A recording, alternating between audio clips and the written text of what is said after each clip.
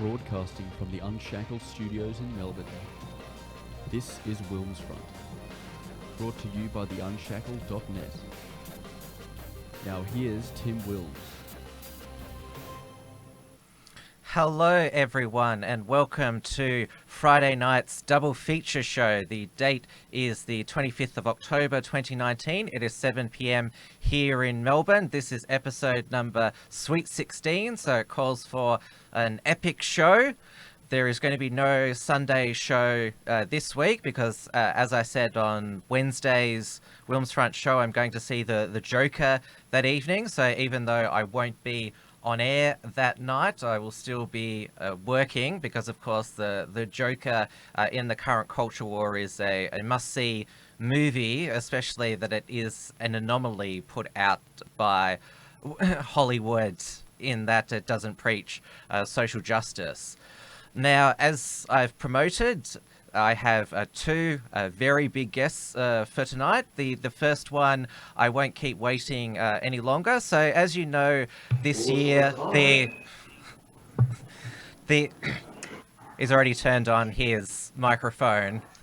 So, we at The Unshackled, we discovered a new Australian alt media outlet, which we've connected with, Carnage House Productions. We've had the face of the channel for most of this year, Dougal Cameron, on this show. His ginger hair has been on a bit of a publicity tour because he was also on Dia Beltran's live show. But we've got tonight the eldest Carnage House brother, Alexander Cameron. He's just got back from study and homestay in mainland China. So obviously what's been going on in China and Hong Kong with the pro-democracy protest, I've got him on tonight to do a bit of a interrogation of him. Alexander, nice to meet you. Thank you for having me on, Tim. Great to be here and great to finally meet you. Yes, likewise.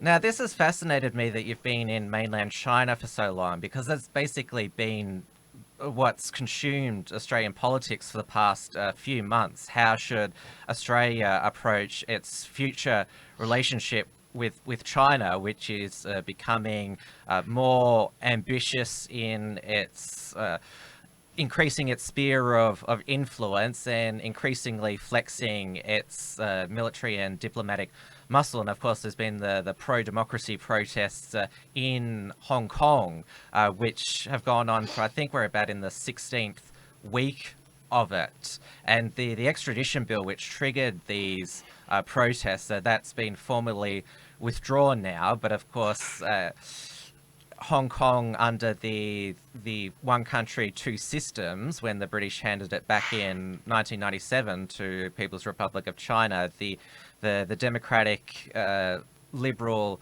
system of government was only enshrined for 50 years until 2047. Now, I do listen to your podcast, the Wrap, which you've made a return to, and I've heard Dougal and Andy talk about the protests, and you and your brother, you spent quite a number of time in China. So before going in too hard against you, how did you and your brothers become so accustomed to Chinese culture and end up spending a lot of time there?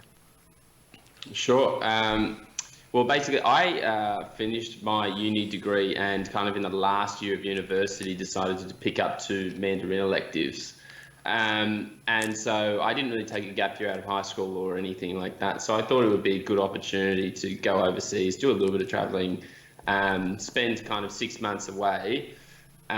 When Dougal had already laid the foundation, laid the groundwork. So Dougal spent, I think it was close to 2 years over there. He received a scholarship from Fudan University in partnership with the Chinese government, which I guess you could say synonymously was the party. And so that's kind of where the roots were laid. I had a great time over there. And I'm largely sympathetic to kind of Chinese people in general. So that's kind of where I am. I spent 6 months kind of learning Chinese as best I could, and I've just come back. So Dougal really set the foundation, and then I just kind of carried on, if that makes sense. Now, obviously, when the People's Republic of China was ruled by Mao Zedong, it was a fully fledged communist republic. It was described as China was living behind the bamboo curtain. It was completely cut off from the rest of the world. In fact, the United Nations recognized Taiwan as the legitimate Republic of China. That's where the Kuomintang under Chiang Kai-shek fled to when they lost the Civil War. And obviously, since Mao's death in 1976, there's been, well, at least economic liberalization. There was an attempt by students at achieving civil liberties in 1989 in Tiananmen Square, but we all know how that ended. And so China has become now an economic superhouse, basically going from a communist state to, and I use this term in its proper meaning, a fascist state, which the state manages the economy along with private corporations, which has actually allowed it to lift millions and millions of people out of poverty, but it is still a one-party state with not many political freedoms. Yeah, that's absolutely right. And obviously there is a discussion which often arises, and it's the better argument from kind of the new left, or at least the kind of the heavy government interventionists, is they point to China. And they say, look what the Chinese were able to do, lifting so many millions out of poverty. Government intervention works if applied correctly. So it's definitely an interesting and new case study for kind of the way in which capitalism and kind of government intervention can intersect and interact and produce a positive outcome. Now, I'm not going to say that is the best way to do it. And obviously the Chinese people pay a pretty substantial tax as a consequence of this government intervention. But it's certainly a much better argument than has previously been made for many other socialist countries, I would say. Well, the only legitimately socialist communist countries remaining, Cuba and North Korea, and Venezuela. That's been a late bloomer to the communist shithole group, if I can be crude. But yes, obviously, the more capitalism you allow, the more free trade, free enterprise, then of course you're going to be richer. And China has benefited from that. But in terms of complete freedom for the people, because we do live in the digital age now, and China has been able to implement a big brother system using the power of the internet. For example, all the big tech companies, they're either censored or heavily filtered there. And there's also mass surveillance. There's a lot being talked about the social credit system that they have, where if you do the right social and healthy behaviors, you get rewarded for it. So this is the sinister side of that. And of course, there's been a lot of scrutiny in Xinjiang province, the Uyghur people who are being put in concentration camps because China obviously sees Islam as a threat, but they're taking it, doing it and countering it in quite an extreme way. Yeah, no, that's exactly right. But I would say one of the reasons why you don't see kind of mass demonstrations or mass protests against this type of operation is that I guess for whatever reason, the Chinese people writ large have quite a high level of trust for their government officials compared to kind of a more natural, healthy skepticism that you see kind of throughout the West. From the Chinese people that I talk to, they have absolute faith in the administrative capabilities of their governments, and they kind of see it almost as the way in which that the government is able to implement their own agenda and kind of controlling these various aspects of private individuals' lives as almost taking the burden off their own shoulders, just by consequence of the high level of trust that they have overall. You really think that's their honest opinion? Because obviously things are a lot better than they were 30 years ago, but of course they're still going to say that we like the government doing this, and it seems strange that a people would like governments basically being a mother and father to them. I mean, certainly a lot of Australians wouldn't like that, apart from a lot of the nanny state public health lobbies. Sure, and I totally understand that. And look, this is just kind of from my personal experience and from the Chinese people I talk to, is that they don't really, at least from what they were giving across, they understand that the government is the extent to which it can infiltrate an individual's life is substantial. They understand that, but the thing is, I think they have a pretty high level of trust, and it doesn't really, as long as their kind of food is on the table, they're not really too concerned about it. Well, that's probably the same in Australia. As long as you can still quietly live your life, work, raise your family, then you're not going to get much interference from the state. But of course, if you step out of that, then there's going to be a lot of consequences for that. Yeah, that's true. That's and I would say that there is probably a reasonable level of fear that the Chinese people do have for the government and the ways in which they operate. But as far as I could see, there wasn't kind of an active apprehension towards government officials or kind of even local security. Like you see in shopping centres, you see kind of even walking around districts, police and local officials everywhere out in force, and people didn't seem to be particularly fazed by them. They didn't seem to be particularly weary of them.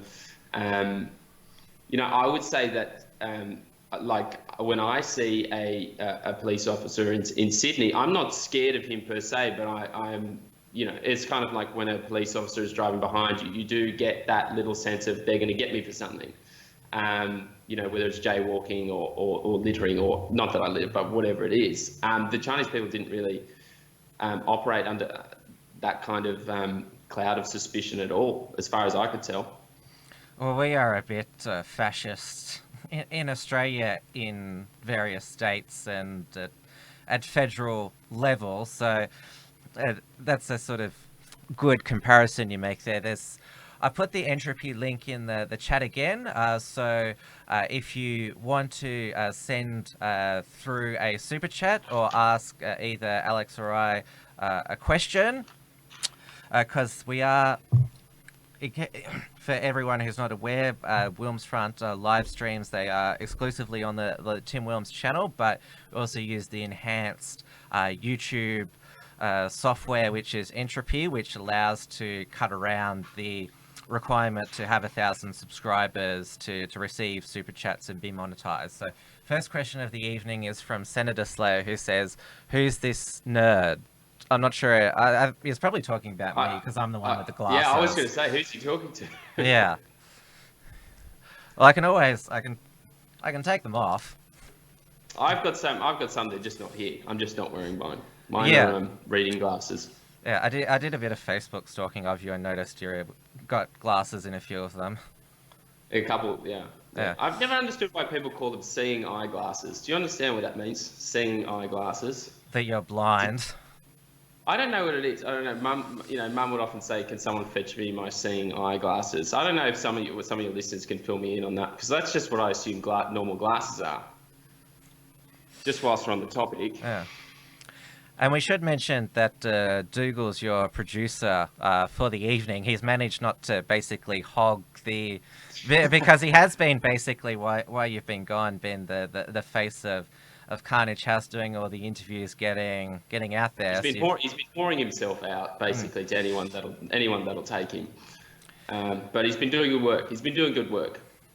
But you've been, while you're in China, you've been writing, because Carnage House, it has its own website now with a blog, and we've republished a few of them on the Unshackled, which we'll discuss some of those at the back end of the show. Sure. Yeah, no, it was very kind of you to offer to publish them. I had a bit of spare time, so I thought one of the ways that I could contribute, since I wasn't on the rap anymore, was to write a couple of things. And so far, the feedback was generally pretty good, as far as I could tell. Yeah, as they certainly got me thinking about a lot of the topics that you were writing about. It was refreshing, I'll say that. But well, that's very confident. Yeah. But we're not going to get sidetracked from the main issue here. So obviously you've been in mainland China, and as I mentioned, the question in Australian politics is how do we deal with this new economic and military superpower of China, given it is a one-party system, and President Xi Jinping, to use the more polite term, he's been elected president for life. There's been a lot of talk about the various Chinese community groups that exist in mainly Melbourne and Sydney suburbs, which are heavily Chinese populated, and we've had the first Chinese Australian MP elected to the House of Representatives, Gladys Liu, for the seat of Chisholm, which is actually not too far from this studio. It has quite a heavy ethnic Chinese population. Her Labour opponent, Jennifer Yang, at the federal election was also Chinese Australian. And it came out after the election that both Gladys Liu and Jennifer Yang were members of various commerce associations in the local area, which ultimately were linked to China's United Front, which is basically China's foreign influence arm, and they've got their hands on a lot of these Chinese friendship groups. My first question is to you: are you a member of any Chinese association in Australia? Unequivocally, no. I'm not. However, I'm keen to join a few, if anyone knows of anyone. That's interesting that you're still willing in the current climate to say you'd like to join. Yeah, I'm keen to. I think Chinese-Australian relationships are absolutely pivotal, and I'm keen to contribute where I can. But obviously, we've seen the pro-Hong Kong demonstrations in Australia they have been attended by many white local Australians, but they've been driven by, there's a large Hong Kong community here in Melbourne and Sydney, and at a lot of those rallies there's been this sudden surge of Chinese Communist Party or People's Republic of China or One China people who've come in quite aggressively to shout them down.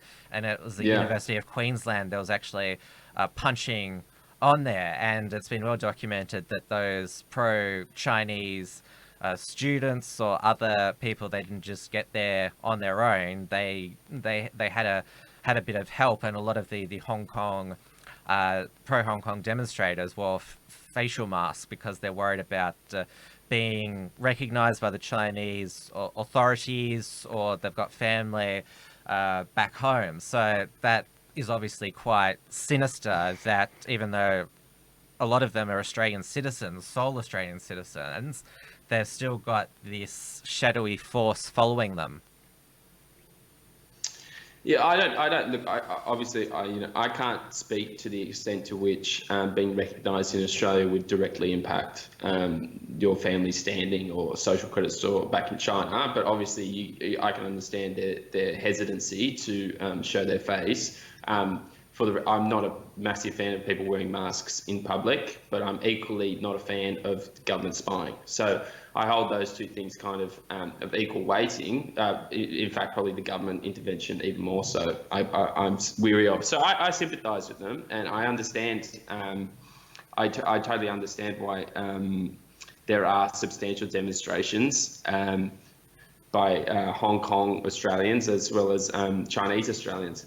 One of the things I get skeptical about is if we are going to go into this issue, and to be honest, in fairness, I don't actually really know, apart from the whole thing about the extradition, why there is kind of these ongoing protests.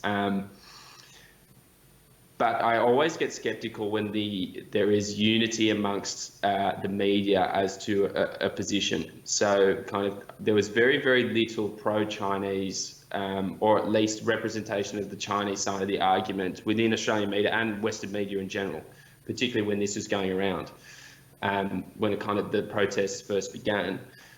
So I always get extremely skeptical about the intentions behind it. It used to be said that when both sides agree to prepare, kind of get the lubrication out because there's going to be an extra big one coming your way. If you talk to the Chinese are obviously very passionate about it, and the Chinese Australians are obviously going to be, because many of them are first or second generation Chinese, and they're going to have strong familial links back to the homeland. Well, what is the pro-Chinese argument? If you're saying it's not getting a fair hearing, then there's your. I'll give you an opportunity now to explain it. Sure, and as I said, I don't claim to be an expert, but the Chinese argument, so far as I can tell, is that it's always been Chinese. It was kind of taken by the British. It was never really properly returned. So you have a lot of people with deep Chinese roots there, and Chinese invested a fair amount in Hong Kong. So they're saying, well, just because the British left and the Westerners left and kind of left it to Hong Kong doesn't really mean that it becomes a non-Chinese territory. Well, Hong Kong, they were one of the Asian tigers economies, while People's Republic of China was behind the bamboo curtain. So they did pretty well on their own post World War II to the handover. So I don't think that China invests in Hong Kong really holds credence. Okay. And look, I'm happy to yield on the economics of it, but my understanding is that there have been quite strong links between China and Hong Kong for a substantial period of time. And look, I'm not proposing that the Chinese argument is correct, or that it is by any means stronger than the Hong Kong argument. However, I just become skeptical when kind of the accusations, as you mentioned, that kind of these Chinese people are being, I'm not sure if you said paid or supported. Assisted to the demonstrations. Assisted to the demonstrations. I actually heard from a number of Chinese people that there is big money behind the Hong Kong protesters from the university, particularly the university students, and in fact that many of the demonstrators were getting paid. Pro-Hong Kong democracy. Kong. Where were they getting paid from? I don't know. The reason why I'm going pretty hard on you is because you're putting forward what's a very unfashionable position at the moment. I'm trying to give you an opportunity to explain it as well. And now that's Taiwan, it's People's Republic of China, their One China policy covers Taiwan as well. And as I mentioned, that's where the Chinese nationalists fled after they lost the Chinese Civil War. It was originally a dictatorship, now it's a democracy, but it's in a grey area at the moment, that because it's called the Republic of China, then People's Republic of China is okay with that, but there is a Taiwanese nationalist movement who want to create a separate Taiwanese identity, and China has said that if it changes its name to the Republic of Taiwan, then that's will move in. Does Taiwan belong to China? Is it part of China? I don't know. I honestly couldn't tell you. But Hong Kong belongs to China in your opinion? Not in my opinion. I'm not saying that. My skepticism was just simply that the Hong Kong, the Chinese argument hadn't been represented at all. that was my skepticism. I wasn't by any means holding up the Chinese flag and saying putting a stake in the ground in Hong Kong. And you know, if the Chinese and the Taiwanese, they can sort it out themselves. I'm happy for them to sort it out. And you also omitted or didn't comment when I mentioned the Uyghur people in Xinjiang province. Are those human rights violations? Oh, absolutely. Of course, I'm not. I'm not going to sit here and pretend as if the Chinese are without blemishes and without faults, and you know they've just had a totally unfair and bad rap. Of course, I think of all the practices, I absolutely condemn that 100%. Yeah, unequivocally. Carnage House does not, advance the proposition that it's good to hold ethnic minorities in detention centres. Good. This is all on the record, which is why I'm asking you these questions. Going back to Australia's relationship with China, because we obviously are in the Asia-Pacific region. China has a population of over 1 billion people. Most of our manufacturing has been outsourced to China, and obviously there has been the Australian government and both the Labor opposition, they haven't had a firm position on the pro-Hong Kong democracy protest because they realise that China, because there's not just conventional military warfare anymore, there's trade warfare, which Trump, for example, he doesn't like military war, but he's more than happy to engage in trade warfare. And that is one of the reasons why the Australian government doesn't want to upset the Chinese Communist Party too much. But this conundrum for the Australian government, it was turbocharged a few months ago when Liberal backbencher and former SAS officer Andrew Hastie wrote in the Fairfax papers that we need to have a clear understanding of the military threat that China poses and deal with it appropriately. Otherwise, we'll make the same mistakes in the past. And obviously, the human rights aspect is one thing which we've already talked about. But then there's the economic argument, which is why the Australian government is umming and ahhing. And like obviously international trade is important, but we cannot afford to be basically become a colony of China where we are completely dependent on them for our future prosperity, and especially when we're not able to stand up for ourselves. For example, China is engaging in checkbook diplomacy in the Pacific Islands. That's why they've been so hostile to us at the recent Pacific Islands forum. So they're coming into our sphere of influence as well. And I'm an Australia First person. I don't want to be pushed around by any foreign nation. Sure, and that's fair enough.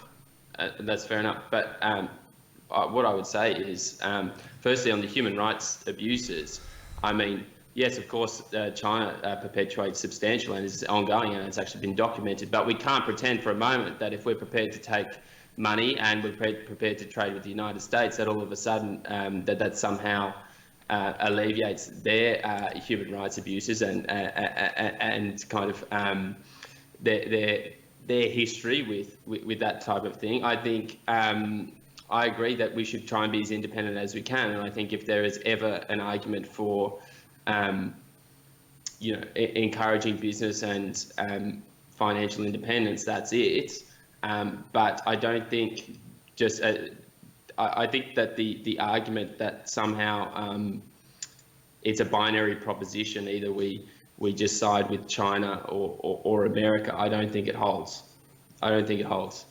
And I think it's also quite a dangerous perception to be putting out that just by consequence of human rights abuses. If we were to go through every single country who's perpetuated human rights abuses and say we're not going to trade with them, good luck trading with anyone, is what I would say. Well, I'd say that China's human rights abuses are a bit worse than some of the other nations. I don't agree with the comparison to the United States. Obviously, they've committed war crimes overseas, but the citizens of the United States are quite free. You can say anything you want about the president of the United States, which has been on stark display these past 3 years. Sure, there are differing levels of freedom within the country, but if we were going to put on, if the extent to which the government has not engaged in any kind of debauchery or otherwise questionable, illegal, awful, tactics, then you're not going to be able to trade. Well, I'm not saying that we cut off all trade with China. I'm just saying that we should not be in this situation where we're completely dependent on them and can't stand up for ourselves in terms of our sphere of influence, our own economic, because that's what a lot of people fear, that if China turns off the tap, then Australia will go into recession just like that. Sure, and that's almost certainly going to happen. But fear that the Chinese are going to turn off the tap basically says that you haven't done enough as a country to proliferate trade between yourself and other countries, and the government should be working hard to ensure that, by consequence of offering attractive propositions to other countries, that we can maintain our own independence. If we offer an attractive enough product, the Chinese are, I believe, are pragmatic enough not to turn off the tap. Chinese have enough worries as it is. In the last 24 hours, Victorian Premier Daniel Andrews, he's formally signed up to China's One Belt, One Road global infrastructure program, which he's been condemned for that of continuing this economic interdependence, and of course turning a blind eye to China's human rights abuses, which we don't have to go into that again. I'm just saying that's the perception. What do you make of Daniel Andrews signing that trade deal? I haven't seen the trade deal, but you know what One Belt, One Road is. Yeah, but that sounds surprisingly pragmatic from Daniel Andrews, who's normally in the Socialist Republic of Victoria. I'm happy to see he's doing a deal for maybe some infrastructure. Look, I haven't really seen the deal or the details of the deal, but Australians and Australian governments should be looking to do the best deal for their people, I think, regardless basically of who it comes from, because as soon as you start choosing based on some kind of subjective characteristics, you're going to find yourself in hot water. Now, we'll finish off this topic. I'll give you the Andrew Bolt question to Gladys Liu. Alexander Cameron, sure. Are you an agent of the Chinese Communist Party? I'm not currently, at least. Okay, so I'll ask you again maybe in 6 months. Ask me in 6 months. Ask me after this interview. I'm sure that my WeChat might be heating up a little bit. You are on WeChat? I am on WeChat. I have an account with a Chinese bank. I will declare it all up front. I love WeChat Pay. It's fantastic. Well, the Chinese government, they are watching WeChat, but then again, most Western security agencies are watching Facebook, they're watching what you send on message as well. They're watching everything. It was watching everything. Mark Zuckerberg, he was back before the US Congress just yesterday. He was getting quite tough questions from Alexandria Ocasio-Cortez, AOC, as we'll refer to her from now on, because we've known for a long time that Facebook has a leftist bias, but it's the left are now realizing that Facebook, it still censors them from time to time, and it's also been proven that Facebook it doesn't, because it has these independent fact checkers now, but they don't fact check political ads. Well, there's never been truth in political advertising. Political candidates have always been able to lie, and so ASC was asking, how come if you're fact-checking things, why don't you put up a false rating or even take down political ads that are misleading or are flat-out lies? And it was interesting, Mark Zuckerberg said, we support free speech in a democracy. But do you know what was interesting? And this happened the last time he testified before Congress. There was a mysterious bug which affected Facebook last night, which pages disappeared. And so people suspect, because he got a grilling before Congress, he may be engaged in some sort of cyber terrorism himself, using his own platform to sort of say, don't mess with me.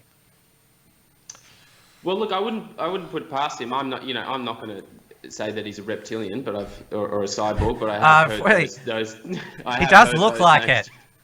He does look a little bit robotic in the way he answers questions. Now, I wasn't. I remember watching the last time he was in Congress, and I thought, at least he kind of did acknowledge that there was a left-wing bias. But this has been the whole point. This has been the whole issue, right? Is that so? As long as conservatives and as long as the people on the right were getting slammed and were getting censored and were getting removed from all these social media platforms, it was all relatively okay. It was all fine. But the argument that that Dukes and I made quite a while ago about Zuckerberg was that you just have to wait and see, because they will come for you next. And so what's ended up happening is that the more progressive elements of the left, Bernie Sanders, AOC, even to a degree Tulsi Gabbard, but the real kind of hardcore progressives are now finding out that the left-wing bias only goes so far. It goes to the extent to which it can kind of maintain the establishment. So the left-wing bias is all against kind of almost the entirety of the Republican Party, but it also extends to the fringes of the Democrats as well, and to the left wing as well. So you find really hardcore progressive guys on alternative media like Jimmy Dore and people like that who get warnings and strikes and all of that type of stuff. So I mean, I don't want to say that you have to kind of you made the bed, you got to lie in it, but the people who should be joining the cause for free speech now, you would hope, would be the real hardcore progressives, the AOC types.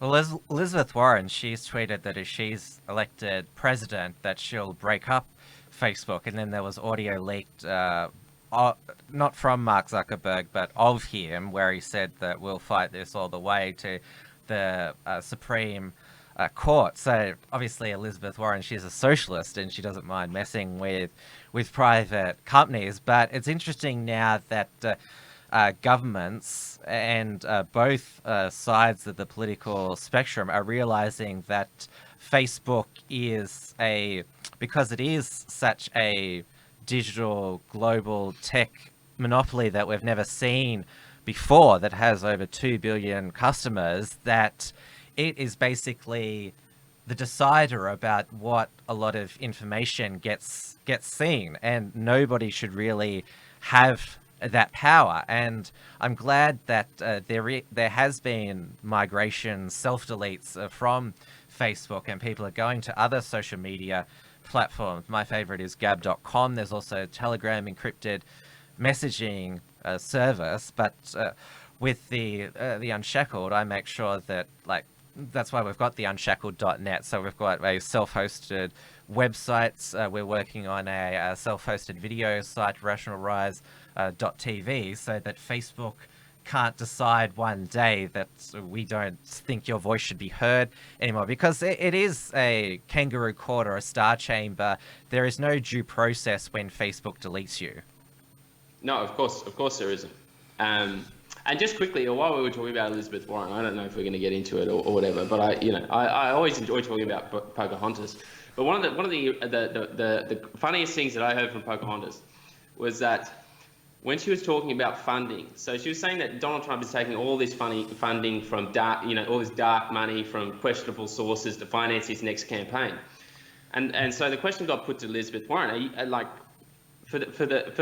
for your election, if you were elected as a primary candidate, would you then, for the general election, kind of take money from everywhere? Would you take money from Wall Street, for example? Would you take money from hardcore, super progressive activist groups, for example, or something like that? And she said, yeah, Trump's taking dark money, so I'm happy to take dark money as well. It's got to be all in. We've got to beat this guy. So you can see that their principles, particularly Elizabeth Warren, kind of goes only to an extent. So she's happy to say only clean money up until the end of the Democratic primaries, and then after that, it's all bets are off. But just to your point about kind of the censorship and Facebook getting to decide. I think this will be the death of Facebook, and I sincerely hope it is. Facebook, whilst originally I would say was a force for good and providing people with a means by which to communicate with each other, has ultimately turned into a monster. Partially by consequence of the people who use it, but more particularly, I would say also where it's kind of located in Silicon Valley. I don't think it was ever really intended to be a news sharing platform. And when you situated news sharing, like what is essentially the largest news platform in the world in Silicon Valley, it's going to have some substantial flow-on effects. So absolutely, I think we should be promoting more of the alternative media sources. And I'm happy to see Facebook kind of wither and die a little bit. We've got a few questions here on entropy. One is from Peter V. While living in China, have you experienced the proposed rollout of the social credit score system? Do you have a social credit score? I don't know, to be honest.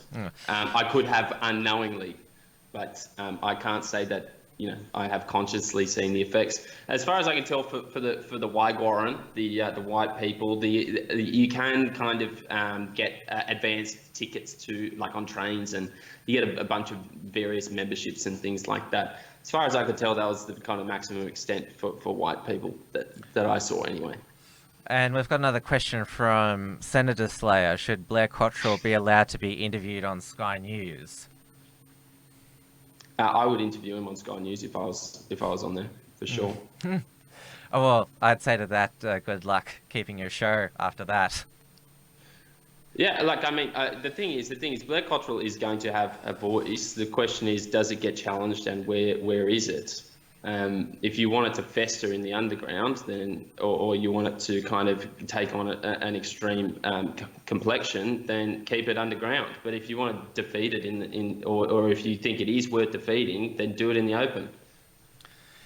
Now, I've already asked whether you're a Chinese agent. Now, you're going to be questioned whether you're a Russian agent, because you and your brothers are big fans of Tulsi Gabbard, who's the one of the Democrat presidential candidates. None of us knew who she was until she was in the first round of debates, because we had either the crazy socialists or the crazy social justice warriors. That was basically the two types of candidates. But then you have Tulsi Gabbard there, who's saying we need to get out of all the foreign wars, regime changes. That type of person stands out because she's the only one making sense on the stage or advocating an honourable position. And of course, after the first debate, she was the most Googled candidate. She is involved in a lawsuit with Google because they post, I think it was either the first or second debate, they refused to run her ads, which means that she missed out on a lot of name recognition. And a lot of clicks through to her website, basically, particularly. Yeah. Now, it's interesting, even though they're trying to suppress her name, they can't help talking about her and smearing her, which, of course, if nobody's learned that if you keep talking about somebody and saying they're the worst person ever, then it makes people more curious. At first, they attacked her because she had alt-right support, because David Duke, Steve Bannon and Ann Coulter said nice things about her, even though it seems weird that a Samoan Hindu would be a fan of the white supremacists. Yeah, right, yeah. But it's... And now they've also gone... The latest... string of attack is, of course, that she's not a Russian agent, but a Russian asset, which Russian asset means is that basically the Russians like you, and so you're an asset to them. So obviously this was turbocharged by Hillary Clinton, who is obviously even more crazy than she was 3 years ago. She said on a podcast last week, now, it's been reported today that when she says, it begins by saying there, she's not talking about the Russians, but the Republicans. They're also going to do third party again. I'm not making any predictions, but I think they've got their eye on someone who's currently in the Democratic primary, and they're grooming her to be the third-party candidate. She's the favourite of the Russians. They have a bunch of sites and bots and other ways of supporting her so far, and that's assuming Jill Stein, who was the Green Party candidate, will give it up, which she might not, because she's also a Russian asset. Yeah, she's a Russian asset. I mean, totally. They know they can't win without a third-party candidate, so I don't know who it's going to be, but I'll guarantee you they have a vigorous third-party candidate in the key states that they will be most needed. Now, of course, this is apparently Russia's new Cold War. Rather than have nukes, they've got all of these bots which apparently pollute. This is why she trends on Twitter, because it's Russian bots that's the go-to thing. It's not actually what the public is talking about. It's all manipulation. But as I said, it's not just Hillary Clinton which has said this, but also CNN and the New York Times. And the reason why it's so absurd is because there's not a shred of evidence to prove this. I guess she could be, well, she is the favorite Democrat candidate from the Republicans. I mean, she talks to people like Tucker Carlson and Dave Rubin and Sean Hannity and John Stossel. How dare she? But what makes it that she's basically a traitor most absurd is that she's a US combat military veteran.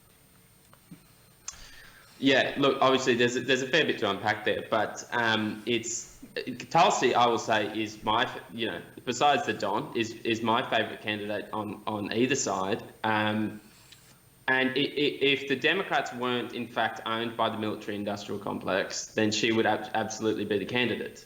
There's no question. The way in which she's been attacked, and if you want to see actually the way in which the mechanism by which these people, particularly in the New York Times and the mainstream media, actually go through the process of attacking her, I would encourage people not to, kind of pump up a different podcast. But Barry Weiss, who's a journalist for the New York Times, went on a Joe Rogan podcast, and then when Joe Rogan asked her about who her favourite kind of candidates were, she went through them, and then he said, well, what about Tulsi Gabbard? Because Tulsi Gabbard had been on the Joe Rogan podcast, and Gabby Weiss goes, oh, she's an Assad toady. She's toady. And Joe Rogan's like, what's a toady? And she's like, I don't know.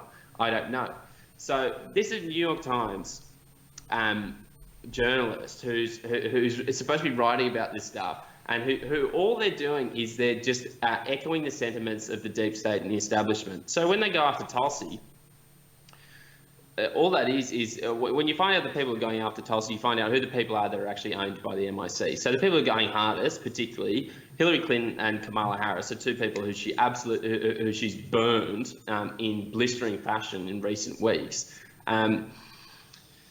So if you want to kind of find an example where the left eats itself, this is definitely one of the best ones, and it's interesting to watch. I'm gunning for Tulsi. I hope, I wish her all the best. I think she's awesome. I can bear with the Medicare for all, if we can get all the best stuff from Tulsi. Well, if she cuts the military budget significantly, that'll more than pay for Medicare for all. Now, obviously, the results of the Canadian election, where Justin Trudeau is going to be Prime Minister for another 4 years, provided that the coalition government, which he's going to have to form, holds up for that time. I saw quite a humorous post, but I'm not sure you know who Helen Dale is. She's a Australian-British lawyer and libertarian commentator. She, for a while, worked for David Linehelm. She posted that Trudeau's election was a result of female voters thinking with their fannies. And I've often wondered if Tulsi Gabbard, if she makes it to the White House, would she become the first female president because of male voters thinking with their dicks? Because she's in her late 30s. She is still very attractive. You agree? Look, I don't think my girlfriend will be watching this, but yeah, she is attractive. There is no question. And you'd have to be blind Freddy not to see it. I don't know if it's the anti-interventionist that's kind of gets me going, or if it's the combat vet, or just general general appearance. I think Tusi's playing into this sort of male attraction to her candidacy. She's posted a whole bunch of workout videos because she's still in the reserves. And I noticed that Carnage House shared one of those workout videos. I'm sure it was just for inspiration, and obviously she is like wearing quite tight gym things, and I'm sort of thinking, come on, you're not just doing this to show like how fit you are. There's another thing there. And it's interesting, sort of one of the memes that has gone around is alt-right ones, Tulsi Gabbard mommy. That's I won't share some of the sort of more crass gratuitous memes, but that just gives you an idea of. But yeah, but on a aesthetic level, those workout video, like she does work out pretty hard. Somebody did another video comparing her workout to Beto O'Rourke's workout, and then Obama working out, and of course Bernie Sanders, where he got hit in the face by the boxing, what do you call it? A boxing glove, or was it like a speed bag? Yeah, speed bag, and it hits him back in the face. Maybe that's what caused his heart attack. He should be working out. He's too old. He's too old. Yes. I mean, if you get to that age, as far as I'm concerned, you can put the feet up. I mean, every day's a blessing at that point. More power to him. But absolutely, and but in fairness, in defense of Tulsi wearing tights, almost all girls at the gym wear tights. So I don't think that's particularly kind of provocative or anything. I think that's just standard workout attire, and if that's what she's comfortable in, more power to her. But she is the whole package, both in terms of her appearance, her military service, and also her America First policies. And that's what you want, a person who is both physically, mentally fit and wants to do right by the American people. And obviously there was because there's been a lot of sort of fake joke tweets that have been coming out, including this is a fake one from Hillary Clinton. It was with great sadness that I heard of Tulsi Gabbard's suicide this morning. She was a patriot and will be remembered. RIP, my friend. I think if anyone can survive two bullets to the back of the head, or an attempt at that, it's probably Tulsi. Yeah, and like on a more kind of serious level, the people who lose out are just the ordinary Americans. So, for example, I would, I'd be much more torn in a debate if I was an ordinary American in between Tulsi Gabbard and Donald Trump than any other candidate. And so Tulsi can actually has kind of a legitimate, fresh perspective, and is one of the ones who I think could get the best out of the Donald and kind of a bipartisan approach to all of these issues that's actually bipartisan. I mean, you can see that she is pragmatic, she's smart, she has a fresh perspective, and she's also a vet. Like, that is the perfect candidate for the Democrat Party. But just by consequence of the military-industrial complex owning every single one of them, the Americans end up losing out. So, you go. Yeah, America's had a deep state president pretty much until Donald Trump's election. He has basically showed, obviously he's still continuing a lot of the foreign wars. The worst, of course, is backing Saudi Arabia in their war in Yemen, which that's an horrific human rights abuse that's going on there. The Yemeni people are starving. But his non-interventionist leanings, and of course his movement of US troops from northern Syria, and of course all the leaks coming out by the deep state. It's interesting, like obviously it's been in the news this week, media freedom in Australia, with most of the AFP raised relating to national security leaks, but there's no leaks there's no police, like FBI investigations into all the leaks against Donald Trump, because it has the deep state seal of approval. They're more than happy to, as Trump said himself, give away classified information like candy. Sure. And So you've seen just how hard the deep state has gone after Trump, and of course now he's facing an impeachment in the House, which the public are not privy to the hearings or evidence. It's it's without due process, and we've already seen just Tulsi, even though she's still polling at about 1 or 2%, they're even more terrified of her. Obviously, they can't assassinate Donald Trump because he's a celebrity billionaire who's been in the public eye for 4 years. It's a bit more difficult to get rid of somebody like that, and which is why that he's also cautious about taking on the deep state himself. But Trump and now Tulsi have shown just how dangerous it is to take on the military-industrial complex. Absolutely, and just I think you're absolutely right. And just quickly on the press freedom thing, I know, you know, if you listen to Carnage House, we do talk a little bit about Julian Assange. Only in the past 2 days, WikiLeaks has published a report that suggests that the initial findings from the body that investigated the chlorine gas attack in Syria, in Douma, which was the catalyst for kind of launching 66 Tomahawk missiles into Syria, has found that the whole investigative process was basically bogus, and that institution, that body, has been totally corrupted by deep state and kind of establishment actors, so that it kind of pervades an existing narrative. So when Tulsi talks about Syria, you can just see kind of how the whole operation works. And you know, I was certainly critical of the Donald when he launched those missiles into Syria. I think it was certainly premature, and it kind of went against everything that I believed about him. I don't know if Tulsi's under a substantial assassination threat. I hope she isn't. I want to see Tulsi around for kind of another 40, 50 years. But you could see that how deep the establishment goes when you find that the bodies and the investigators who are supposed to determine whether or not a chlorine gas attack was perpetrated by a foreign government, you can see that their processes kind of lean one way. You can see how deep the establishment goes, but you can also see why Tulsi presents such a threat to those people. You're not going to hear that on CNN or read in the New York Times.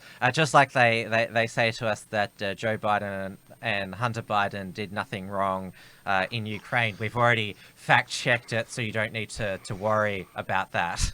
Can I tell you, I had one of the last days I was in Shanghai. I was having dinner. I worked at the Shanghai Masters, and we went out for dinner with one of the team, and I said, it kind of, after a few drinks, there was a couple of Americans there, and, it came out that I was kind of like I would say that was like I didn't hardcore Trump push, but I just said, yeah, I think Joe Biden's corrupt.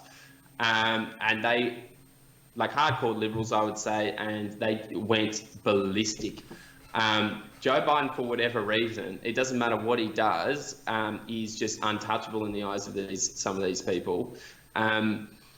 Particularly about this whole impeachment thing. Like this impeachment has got to be the biggest own goal I have ever seen in politics. To accuse Donald Trump of doing something on a transcript that's already been released, which establishes that there's been no quid pro quo, despite the fact that you are on record as showing that you won't give Ukraine $1 billion in aid unless a prosecutor is fired.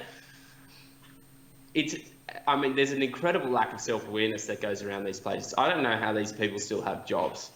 And it just shows what type of ridiculous impeachment proceedings this is. We've talked about tonight the military-industrial complex, but I, over the past few nights on various Unshackled shows, have talked about the political media complex, which is basically the political and media class colluding to, they scratch each other's backs, and there's this reciprocal relationship where you're seeing it's now the deep state and the mainstream media. We're running out of time, but we should touch upon, because we've mentioned Hillary Clinton, and of course, if you want to go back 4 years, the reason why Hillary Clinton hates Tulsi Gabbard so much is because Tulsi Gabbard was vice chair of the DNC, saw all the rigging that was going on behind the scenes by the DNC. She quit and endorsed Bernie Sanders, and of course that's treason to the Clintons.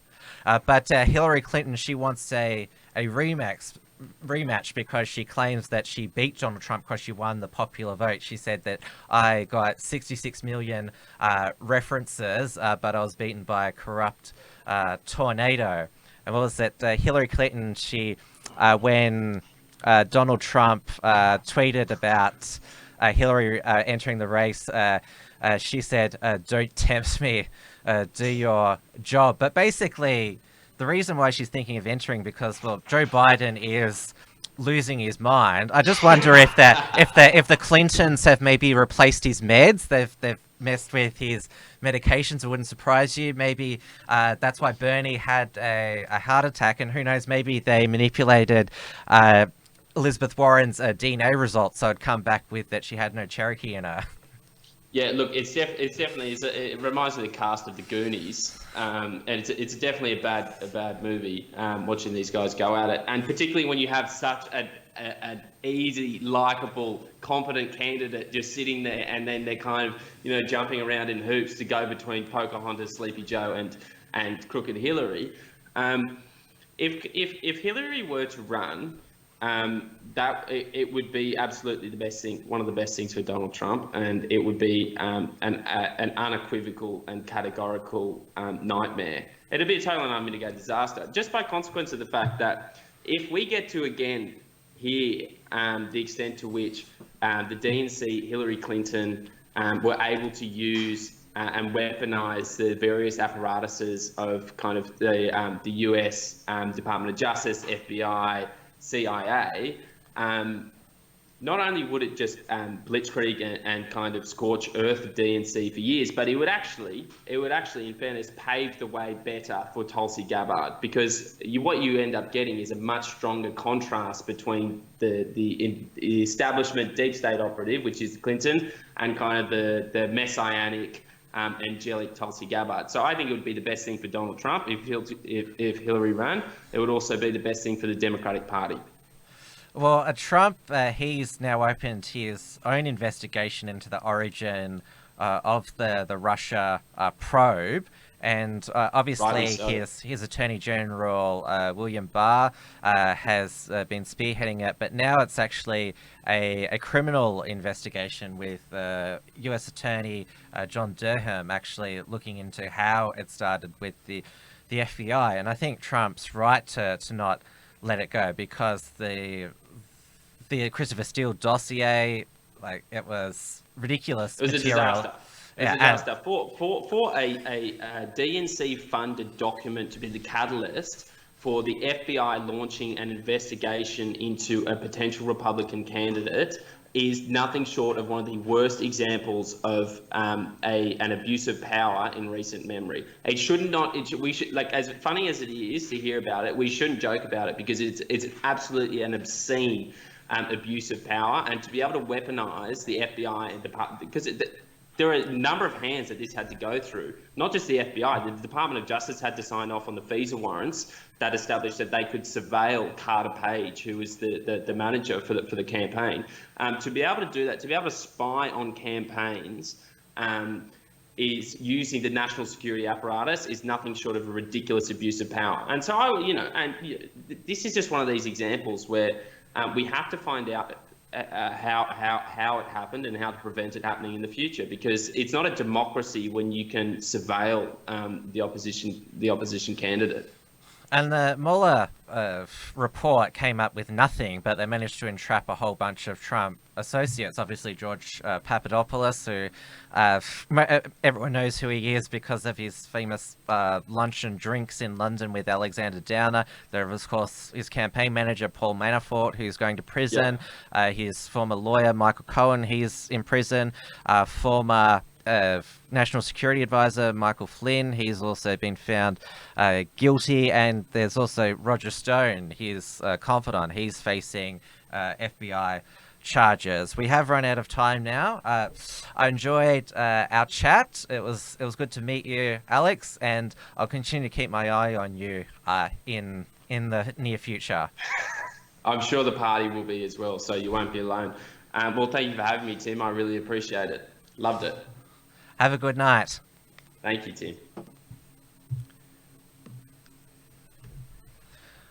Now, as I mentioned, this is a double feature, so I've got Riccardo Bosi up next. He was a candidate for the Australian Conservatives party for the New South Wales Senate. He was second on the ticket during the May federal election. Of course, because of the party's poor result at that federal election, getting less than 1% in most of the Senate races. Corey Bernardi, former Liberal senator who founded it, he is now deregistered Australian Conservatives, now sits as an independent. But Riccardo Bosi, he has picked up the baton and has born out of the ashes of the Australian Conservatives, the Australia One A1 party. Now, before I bring him on, I'll just play the party launch video in case you haven't seen it, which will be a good introduction.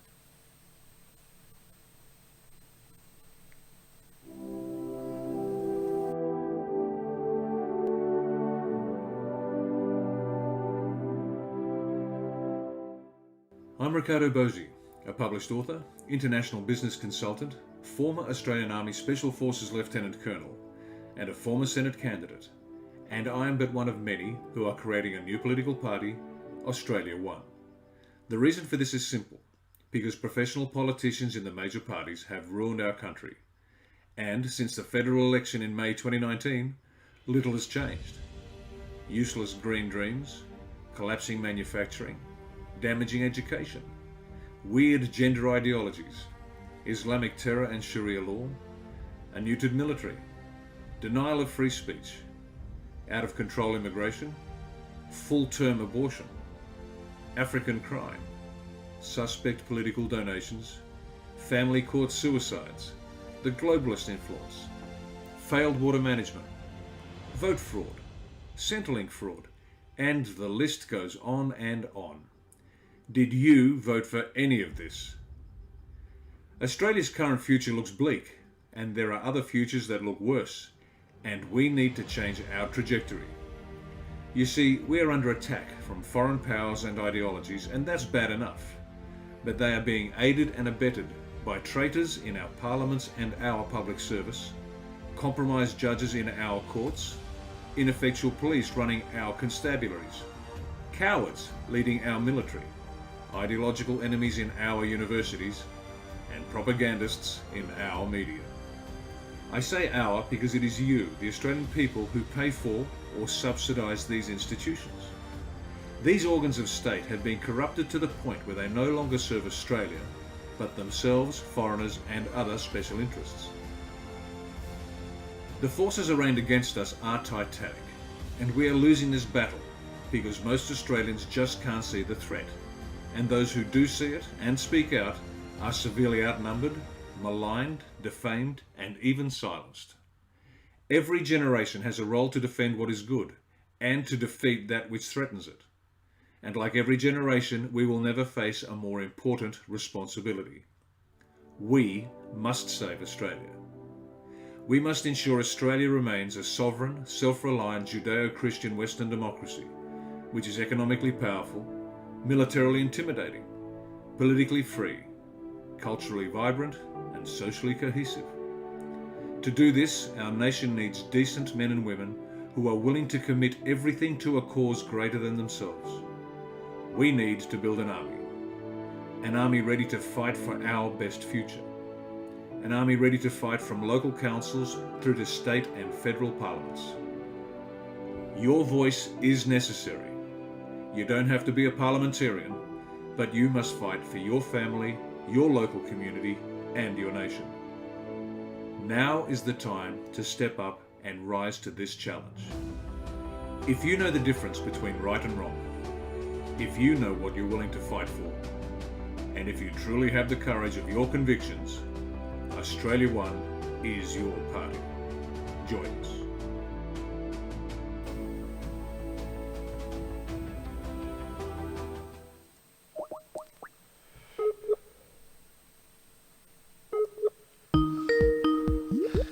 So that was the Australia One party launch video. Riccardo is just coming on the call now. Can you hear me?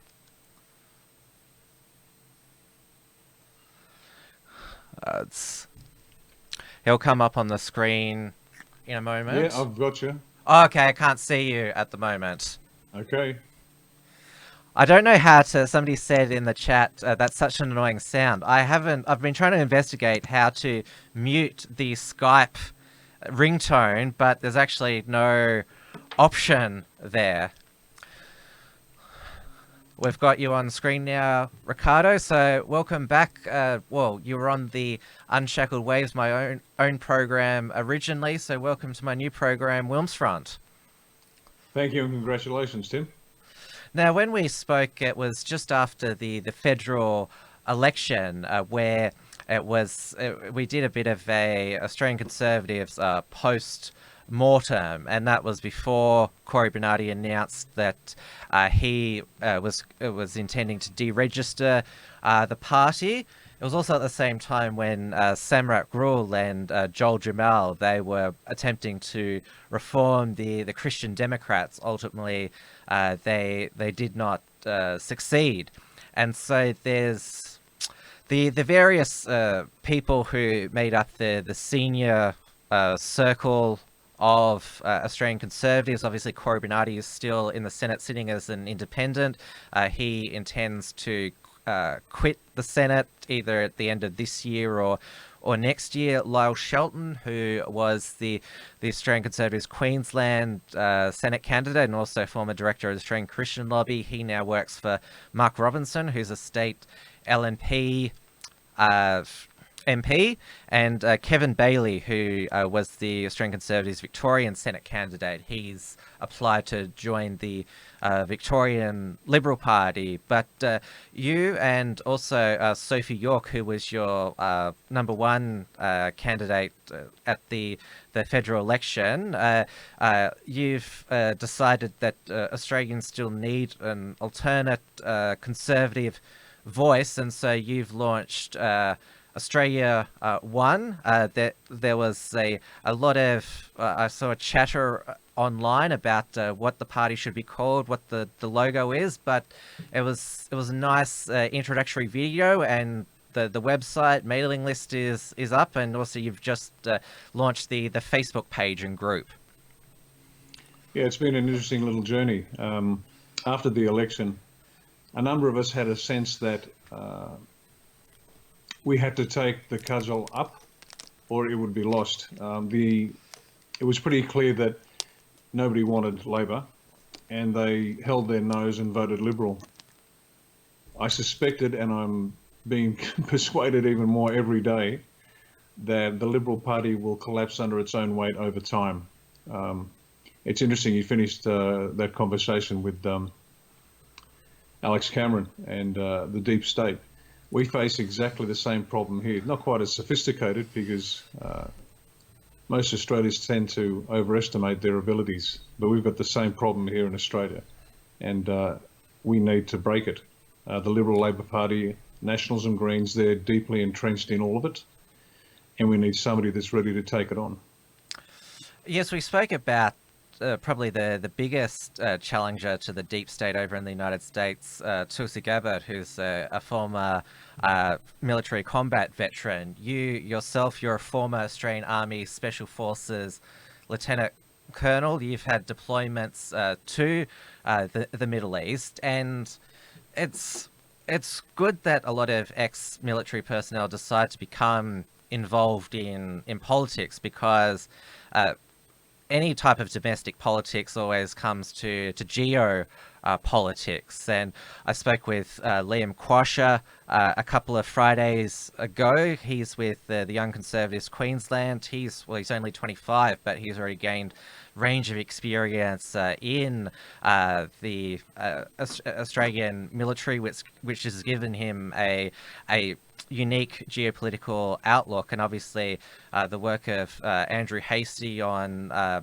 China, and also chair of the Intelligence and Security Committee, obviously another ex-SAS officer. So it seems that if you've served your country and also seen the world, it certainly gives you a unique perspective.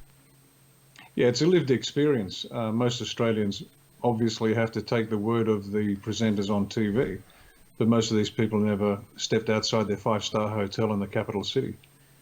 When you've lived and worked for many, many, many years overseas, you get a better perspective.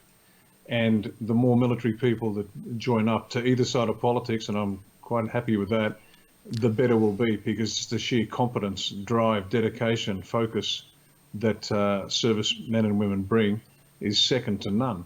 The current clowns in Canberra, I mean, I've seen them, there's nothing particularly impressive about them. They're timid, their skill sets aren't terribly great, they don't know much. All they know is how to follow orders, and that's from the top man down. Well, the last fortnight in Parliament, it's been pretty mediocre from both sides, because there's been this drought in New South Wales and along the Murray-Darling Basin, which takes in 4 states, which has basically been festering for the entire time the Morrison government has been in charge federally, and the Liberals and Nationals have been in charge in New South Wales. And the National Party, which is supposed to represent the bush and farmers, what have they been doing for all that time? I had Ron Pike on last Friday night, who's irrigation expert, and basically said, Scott Morrison, Michael McCormack, you either need to fix this or resign. He was pretty blunt. And Alan Jones, people who think that he's just a cheerleader for the Liberals, he was very savage on Scott Morrison and the Nationals last week. I think that in the past few weeks has demonstrated just how government mismanagement, while we did dodge a bullet at the federal election, just thinking that we could have had Bill Shorten as our Prime Minister right now, there's still a lot of problems facing our nation. It's not an accident. This is the exact intended result. We've had a uni party running this country for years now. It makes no difference. They're like 2 separate crime families vying over who's going to sell drugs on the block. But it makes no difference. They're controlled by the same people on the outside. And it's not an accident. It's not like Scott Morrison's stupid. He's not. He knows exactly what he's doing. He's following orders. And let me put it to you this way. It's almost like they have to break the farmers' back so they can sell Australian prime agricultural land to the Chinese for 1 cent in the dollar. And I read a line, whichever minister was responsible at the time, not everyone's going to survive this. Well, this is the first tranche of farmers being removed, and you watch it being gobbled up. This is not, the solution to this is not difficult. The technical aspects to this are not difficult. It never is. There isn't a problem in this country that we can't fix right now, except for political will. And political will brackets dollars is what drives the show. And there's no way you can convince me that either Liberal or Labor Party are actually working for the Australian people. They're not. They're working for somebody else. Now you can work out for yourselves, and we can talk about this in a little while, but there are 5 separate threats facing the country. And the 150 lower house MPs and the 76 senators in Canberra are facilitating that. It's a transfer of wealth from the average voter's pockets through the Treasury to somebody else. There is no way we should be as broke as we are, as dry as we are, as energy poor as we are. This is not an accident. This is exactly what the powers that run this country actually want. Now, there's been many attempts over the past 25 years to create a minor party on the right, a proper conservative or nationalist party, and we've seen, especially over the past 5 years, a lot crash and burn. Obviously, there was in the 2016 federal election, there was the Australian Liberty Alliance. They had high-profile candidates with Kirralie Smith in New South Wales and Bernard Gaynor in Queensland. They didn't get more than 1% of the vote. Obviously, at the 2019 federal election, Fraser Anning, who was elected as a One Nation senator on countback after Malcolm Roberts was knocked out due to the Section 44 dual citizenship crisis, he founded his Fraser Anning Conservative National Party, which meant to be because obviously I'm leaving out here that One Nation, or Pauline Hanson's One Nation, it's still Australian conservatives, nationalists they still vote for the woman and the party that they know in Pauline Hanson. We'll get to her in a moment. But Fraser Anning made a big impact, and especially created a lot of controversy with his statements and appearances, which gave him a great following. He got over 120,000 Facebook likes, but it still didn't translate to votes at the federal election. His party is still registered, but he's currently over in the United States. We've seen the Rise Up Australia Party, which is based in where I live, in southeastern Melbourne, that voluntarily deregistered, which was founded by Danny Ninyalia. And I had Rosalie Cristani, who's the City of Casey councillor. She was probably the second most high-profile person in that party. The Democratic Labour Party is obviously still around. They've occasionally won seats in the Victorian Parliament and did have a senator. And Christian Democrats, they're, well, when Fred's dead, that's pretty much going to be it seems. The time hasn't been right. The Conservatives have been progressively pushed to the outer, again by what could be called the deep state here, the political media complex. Let's talk about the alleged Conservative commentators on radio and TV. There's a term called a Judas goat. A Judas goat leads the sheep into the slaughterhouse, never gets slaughtered itself, but leads it there. And the alleged Conservatives are happy to boost a particular party, but they do it from the comfort of a well-paid position, and they won't speak about the things that really are going to hit hard because they'll get sacked. No, I understand that. Everybody needs to pay their bills, but you don't save a country that way. You don't run a country that way. So the Conservatives have been on the outer for a long time. And the time, to be fair, hasn't been right. People have been swindled with a whole bunch of nonsense from a range of sources. But as I said a couple of years ago at the New South Wales Conference for the Conservatives, they are overreaching now. They know that they've reached peak stupidity, and they have to go for it now, and that's why they're trying so hard.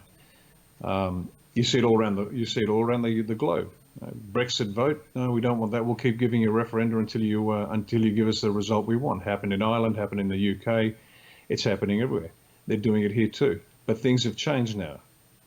Now people are beginning to realise that the Liberal Party isn't, the Labor Party isn't what they purport to be, what they started to be.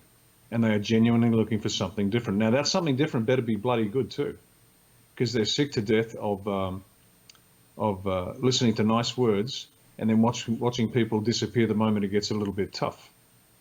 So if the Conservatives need to coalesce, and they will, and this phase we're going through where there's a few parties and we're all elbowing each other for a bit of space, there's nothing wrong with that. That's called evolution. The toughest and best will survive, and the rest will have to find a place to live. But that's okay. There's a new phase of Australian politics is about to start, and both Liberal and Labor know it. And they're not long for this world. Now, I mentioned One Nation, which Pauline Hanson returned to Australia's Parliament in the Senate in 2016. Malcolm Roberts, he was re-elected at the 2019 federal election. He's back in the Senate. And, of course, Mark Latham won an upper house seat at the New South Wales state election. Well, his running mate, Rod Roberts, won one as well. Obviously, One Nation has a lot of its internal problems are well documented, but in your view, what is wrong with One Nation and Pauline? I won't say, but what's your opinion on Pauline Hanson and Mark Latham? That's an easy one. I love Pauline. I think she's fantastic. She's got a bigger set of onions than most men have. I think she's tremendous. And there's a line that was not attributed to, but used to describe Trump, written by a journo of the Atlantic Monthly, and he summed it up nicely. Trump's supporters took him seriously, but not literally. The critics took him literally, not seriously. And that's where the pundit class in Australia get it so wrong. See, Pauline and Mark Latham, two stellar performers, they really are. People should take them seriously, because these are two serious people. Now, whether the organisation around them is perfect, and we know it's not, and we know that there are dramas, particularly around Pauline, But the two people, they better take them seriously, because the people that vote for them don't believe what comes across the TV, and those numbers are growing.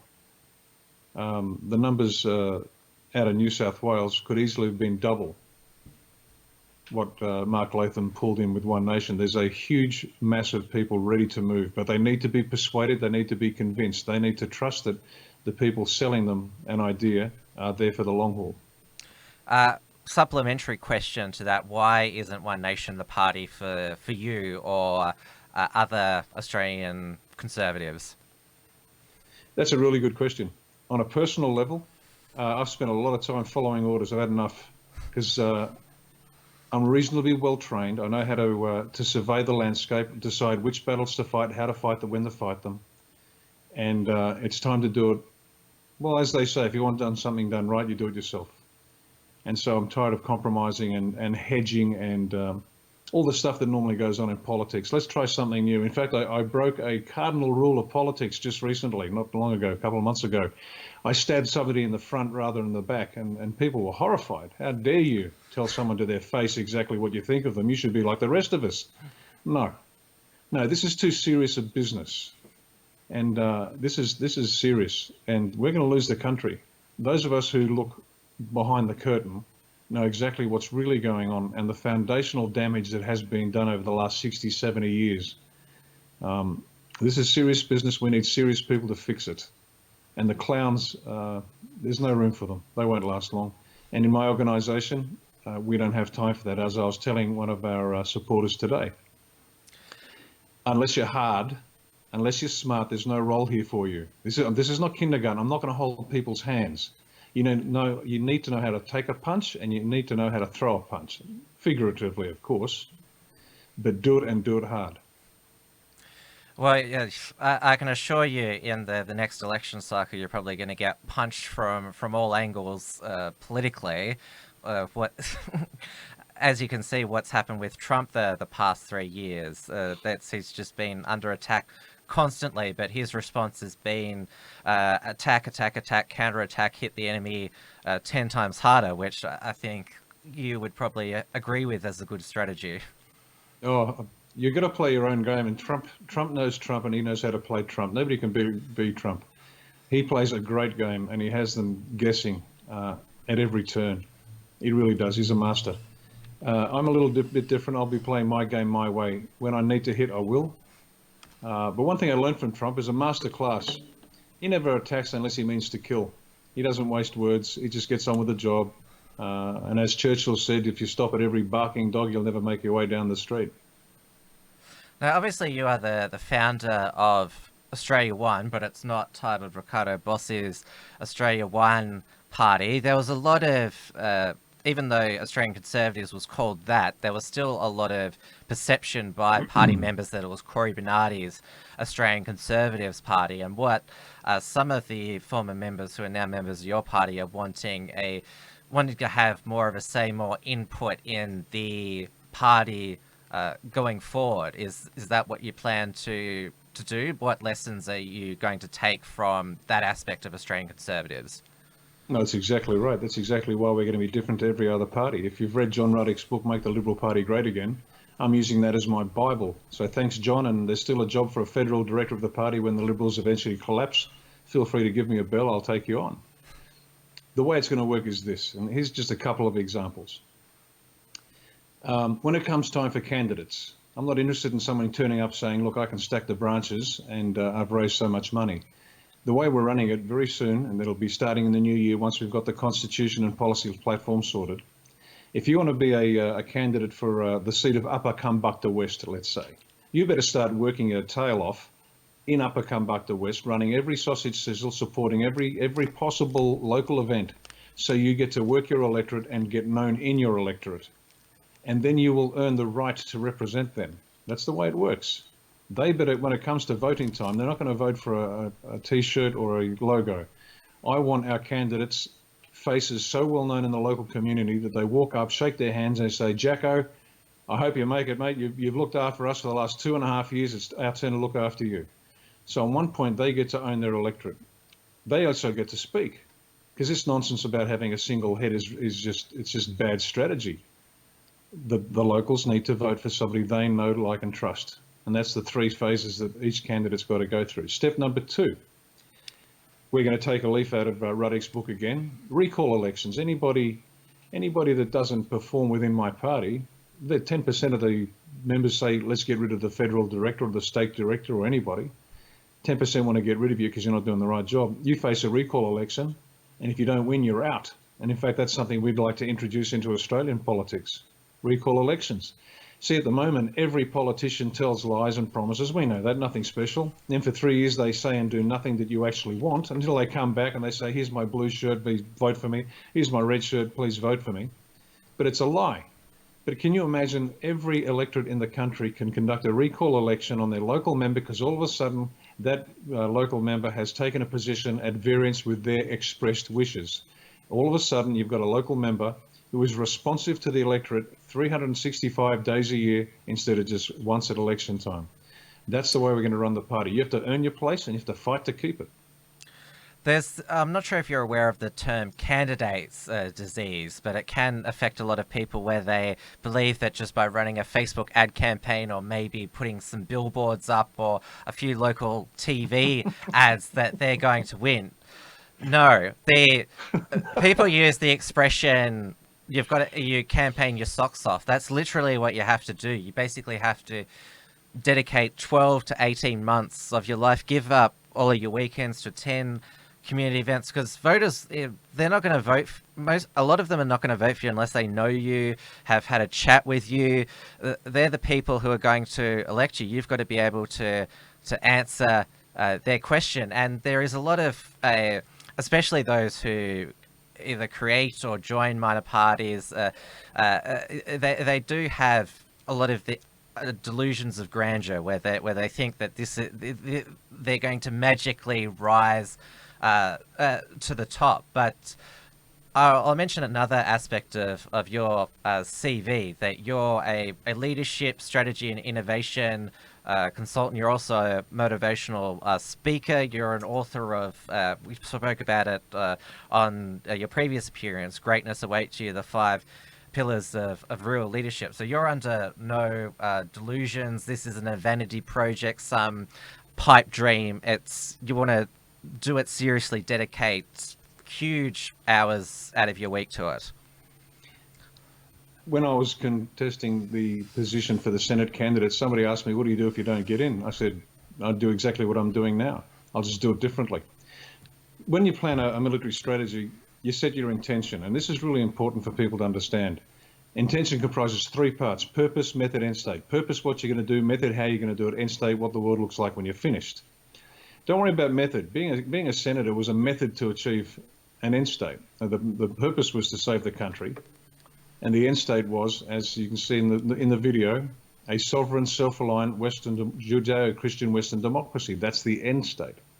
Now, they said to me, what happens if you don't get in? I said, I'll just go door to door, doing exactly what I'm doing now. We've got to save the country. And the only way the country can be saved, and that's not a flight of fancy or an overly emotive word, we are losing this nation on every possible level. It is being destroyed. But we need to save it, and we will only save it if we deserve to save it. And that requires, as the video says, an army.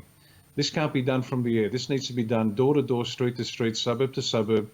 And I'll be pushing our candidates to get involved at the council level first. And we've got a great bloke called Josh Shoebridge down in Eden Monaro. And he's taking on a one-man campaign against green lunacy in Eden Monaro. And he's working his tail off to earn the right to do that down there. And that's exactly what we've got to do. Get involved at council level, get involved at state level, and get involved in federal level. Now, the thing about conservatives, they love sitting back over a Chardonnay and discussing finer points of political theory and tactics. You know, the political equivalent of how many angels can you fit on the head of a pin. I don't need that. I don't need more advice. I've got plenty of advice. What I need is some heavy lifters. So if people want to join a party to sit back and cruise into a pre-selection slot, forget it. Go find another party. You earn your place. You work your tail off, get the support of the local members, get them to love you, and then you've earned your right to be there. Now, obviously, the party is going to begin in New South Wales, and that's I would say it's now Australia's most conservative state. It had the lowest yes vote in the same-sex marriage postal survey, and we have seen with the recent protests against the abortion decriminalisation bill, which if it had passed in its purest form when they tried to sneak it in into the New South Wales Parliament over a weekend without any consultation. There was, just in the first week, there was a grassroots swell of opposition to that, all different community groups coming together. No, we don't want to live in a state which allows babies to be killed up until birth. And thankfully there were many good pro-life Liberal MPs. They had to basically put their careers on the line. Tanya Davies, Nathaniel Smith. I'm probably leaving out a few others, but there was a lot of New South Wales Conservatives who saw this as a great betrayal that Gladys Berejiklian and the Liberal Premier that they campaigned for, and her partner in arms, Deputy Premier Nationals leader John Barilaro, would not say a peep during the New South Wales state election and attempt to steamroll this through the Parliament. And there is a lot of still anger and feelings of betrayal at the Liberals and Nationals. And we've seen in rural New South Wales that they've had enough of the National Party there, and there's now 3 Shooters, Fishers and Farmers Party MPs in the lower house and are doing great work on especially water. And obviously you're based in the Sydney city, but there's certainly, in the rural part of the state, they're willing to vote for an alternate party. So certainly that fiasco and betrayal by Gladys has certainly, there's a void that you can fill if things are done right. Oh, absolutely. Good for nothing, Gladys. Good for nothing, Gladys. Well, here's a warning, Gladys. You and every MP that voted for that bill will pay at the next election. Every last one of you. And it's not just you personally, because you'll pay, but the Liberal Party. Now, you've got to ask yourself, step back and just observe the scene. Why did that bill have to get pushed through with such unseemly haste? Why? It didn't make sense. Was this a pressing issue? Here's a little stretch of the imagination. Trump defunded Planned Parenthood in the US. It's a business model. They need body parts. Now, your viewers might be a bit shocked by this, but here's a few facts for you. The body parts from a early term abortion fetus garners the abortion provider, the abortionist, and his organisation about $50,000. That's what the body parts are worth.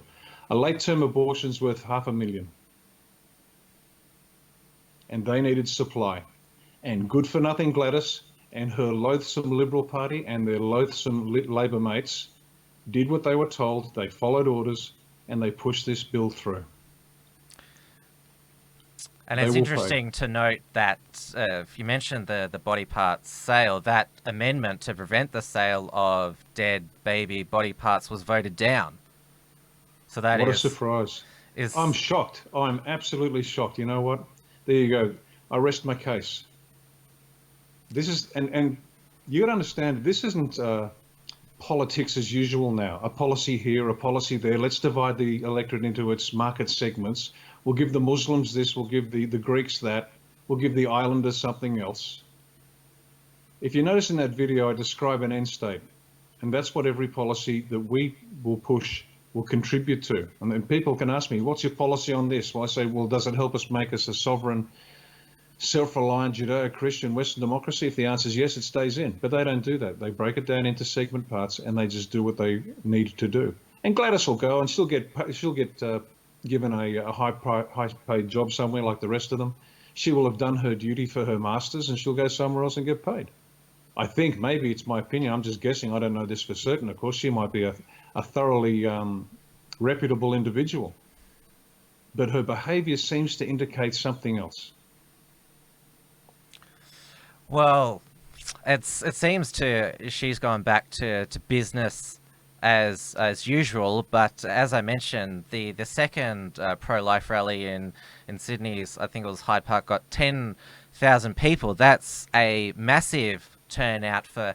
As you mentioned, there's too many conservatives who are sitting at home, not taking action in real life, and spending a bit too much time on Facebook, just being angry in the comments, which expresses a public view, but only gets you so far. But obviously, the next New South Wales state election is not until March 2023. We're not going to have a federal election until May, or at least the second half of 2021. But obviously there was this groundswell 6 months after an election, and people do have, especially in the internet age, long memories. They remember everything's captured these days, and so if you lie to the voters before the election, that can easily be put together in, say, 20-minute video to basically communicate to the public, look how you betrayed them at the last election. So sure, Gladys, she won't be facing an election for another 3.5 years, but people's memories are much longer now, and information is much easier to get out. And this is what I was talking about with Alex before, that the mainstream media, in cahoots with the political class, they can't achieve the same level of collusion that they used to.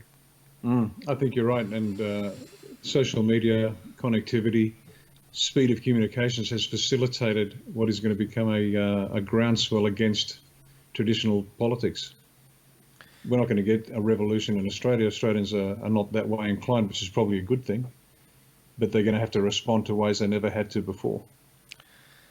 Probably about a decade ago, the talk of the future of the right was fusionism between conservatism and libertarianism. But I'd say in 2019, the question for the right is, or I would say the task for the right is probably fusioning conservatism and nationalism, because we've seen a resurgence in nationalism and patriotism, not just in Australia, in the United States. Trump, he has explicitly called himself a nationalist. He got up in the United Nations and said the future belongs to patriots, not globalists. We've seen in Latin America, Jair Bolsonaro become president of Brazil. Sebastian Kurz in Austria, he won re-election. Look at what's happening in Poland. Their nationalist party got re-elected. And obviously there are different strands of nationalism. The main two are civic nationalism and white nationalism, which, in my opinion, Australia being in the Asia-Pacific region, and given that we are so close to many different cultures, white nationalism is quite a high goal to aim for, but I don't think it's plausible or even necessary. But I definitely think a lot of what nationalists of all persuasions are asking for is control of immigration, the return of sovereignty, who comes, and a say over the immigration mix, because you and I both agree not all cultures are equal. You couldn't have said it better. In terms of the nationalism, you're exactly right. I remember, if you listen carefully to what the deep state says over the years, you can pick their agenda, so you know how to fight back. And Clinton, Bill, when he was president, was making statements that nationalism is not necessarily a good thing anymore. And this is a long time ago. So they telegraph their punches if you pay attention. Now, you've got ethno-nationalism and civic nationalism. The ethno-nationalism is race-based, and the civic is basically values or culture-based. I agree with you. The ethno-nationalism, it will find a home in certain countries. It doesn't work here. We're too much of a melting pot in a good sense. Everybody came here and became an Aussie. I remember my aunts came from Italy and their broad Italian accents yelling out "Gan St Kilda," which was they were the most Aussie Aussie women you could find with their broad Italian accents. So the rise of nationalism is a good thing. The globalists are trying to create some sort of global Tower of Babel where we all look and speak the same. And I can understand that, because when you travel the world 5-star and every country is a 5-star hotel, I've lived that lifestyle and it's very attractive, I can tell you. And it doesn't matter which city you land in. You get picked up at the airport, the black Merc picks you up, drops you at a 5-star. You do what you've got to do, then you hop in the black Merc and go back to the airport and go. And every city is exactly the same, every country is exactly the same. But they forgot one thing. They never asked us, do you want your country to change? And of course they didn't ask us. They decided for us that they had an agenda. And one of those aspects, and it's just one, the globalist agenda, is to breed out the separate races. And they're doing that in Australia now. They're bringing in as many non-Judeo-Christian Anglo-Celtics as they can. And Yes. that's not an accident. It's not an accident. There's definitely a high degree of not just anti-white racism, well, it's termed a conspiracy theory white genocide, but there's actually young white people today who say that they wouldn't want to give birth to a white child because they have white privilege. These are real statements, and of course, there's the climate change, Extinction Rebellion. They're now not having children for the sake of the planet, and going. Well, that's a good thing. Yeah, well, we don't need any more left-wing children out on the streets. Well, that's why they don't have children themselves. It seems the left and the teachers. That's why they indoctrinate our children. But I just want to go back to talking about white nationalism or ethnic nationalism. I think the reason we have seen a resurgence of it is because the flood of immigration has just increased so much. Is there's not assimilation like there used to be. I mean, you're obviously of your family is of Italian ethnicity, but you're not going around like with your promoting a Italian Australian culture. You consider yourself an Australian, and that's what we've seen. Like with, because the Italians and Greeks came in the 50s, and then we had the Vietnamese come in the 70s. The Vietnamese, they're probably the best refugees that we have. They absolutely hate communism. They held anti-communism rallies before it was cool about 6 months ago, but because it was a steady flow, they were forced to assimilate. And one of the disadvantages of the digital age is that you can basically be connected with your native culture. You don't have to assimilate at all, and it's much easier to set up ghettos in various suburbs. It's exactly right. There is no requirement anymore. But in terms of conspiracy, is it a conspiracy theory? No, it's actually measurable. It's fact. And if you want sort of evidence that alluding to that, the New World Order. There's another conspiracy theory. Get your tinfoil hat on, fellas. Let's talk New World Order. Well, that's not a conspiracy either. Look, I'll show you. Let's see if you can see this. No, I can't see it. It's okay. I'll read it out to you. It's a Senate document, Australian government. The Senate Standing Committee on Foreign Affairs and Defence, the new International Economic Order Implications for Australia, 1980. So back in 1980, the Australian government was reviewing the implications of this new international economic order. The new word for that is New World Order. And in the document, basically what it says is the Australians have to deindustrialise, depopulate, de-agriculturalise, because we need to give the developing nations a fair go. Now that might be a laudable goal. The methodology is ridiculous, but it might be a laudable goal. But the trouble is they never asked us. They just decided to do it. And this comes back to what we were talking about at the beginning.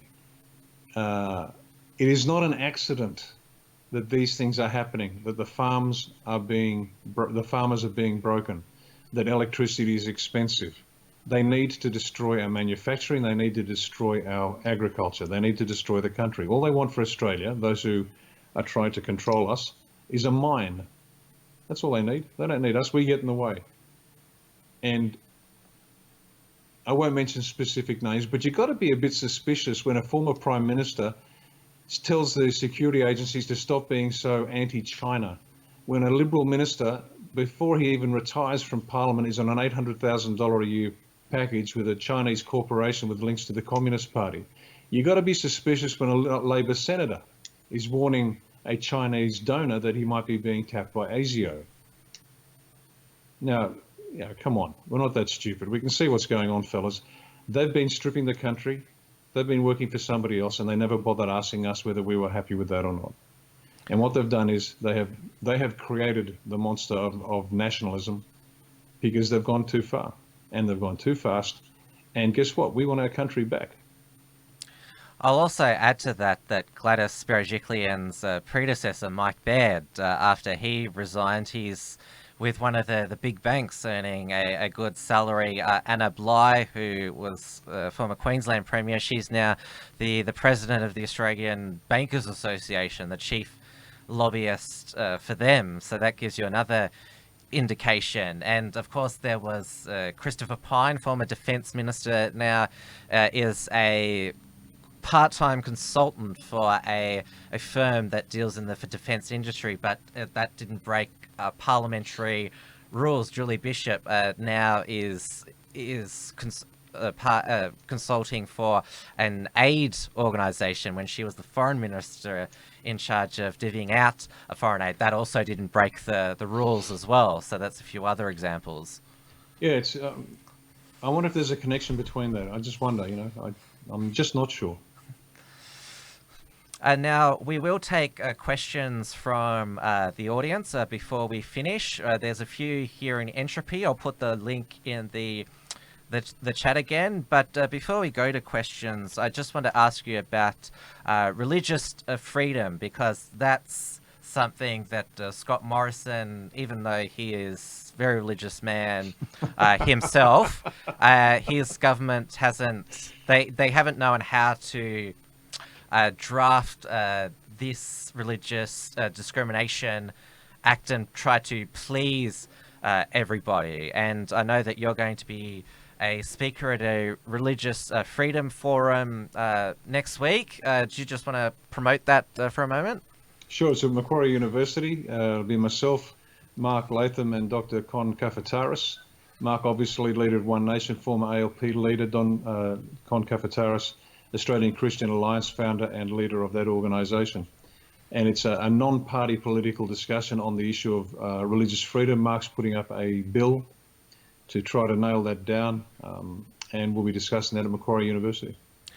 What is satisfactory to you in terms of governments protecting religious freedom? Because obviously you're not satisfied with the federal government's draft bill, neither are the leading churches in Australia. Yeah, their bill is a freedom from religion bill, which is an agenda, again, nothing to do with the Liberal Party. They've been told to do it, so they're doing it. Christian Porter thinks he's the smartest man in the room, and that's always a great adversary to have because their arrogance is just their weak point. It depends on how you want to look at this, but it is a deeply philosophical and complex question, but I'll try to break it down as easily as I can. What constitutes religion? What is a legitimate religion? Because if someone turns up and says, I kill my dogs on Saturdays in the front yard and that's my religion, do we give that guy freedom, the same rights that we give to an established religion that has thousands of years of history and revelation and benefiting humanity? And this is where everybody runs away because they're terrified to say, well, that's not a religion and this is. Well, guess what, folks? You get a choice. You're actually allowed to have an opinion on this stuff. And just because somebody says it's a religion, it's not necessarily a religion. Then you look at the religions that have done good on the planet and the ones that have not done good on the planet. Should they be given the same protections? Now, the politicians will say, well, there's votes there. There's votes there. We better do that. Well, maybe, maybe not. It needs to be looked at far more intelligently. There are religions that are powers for good, and there are religions that are not.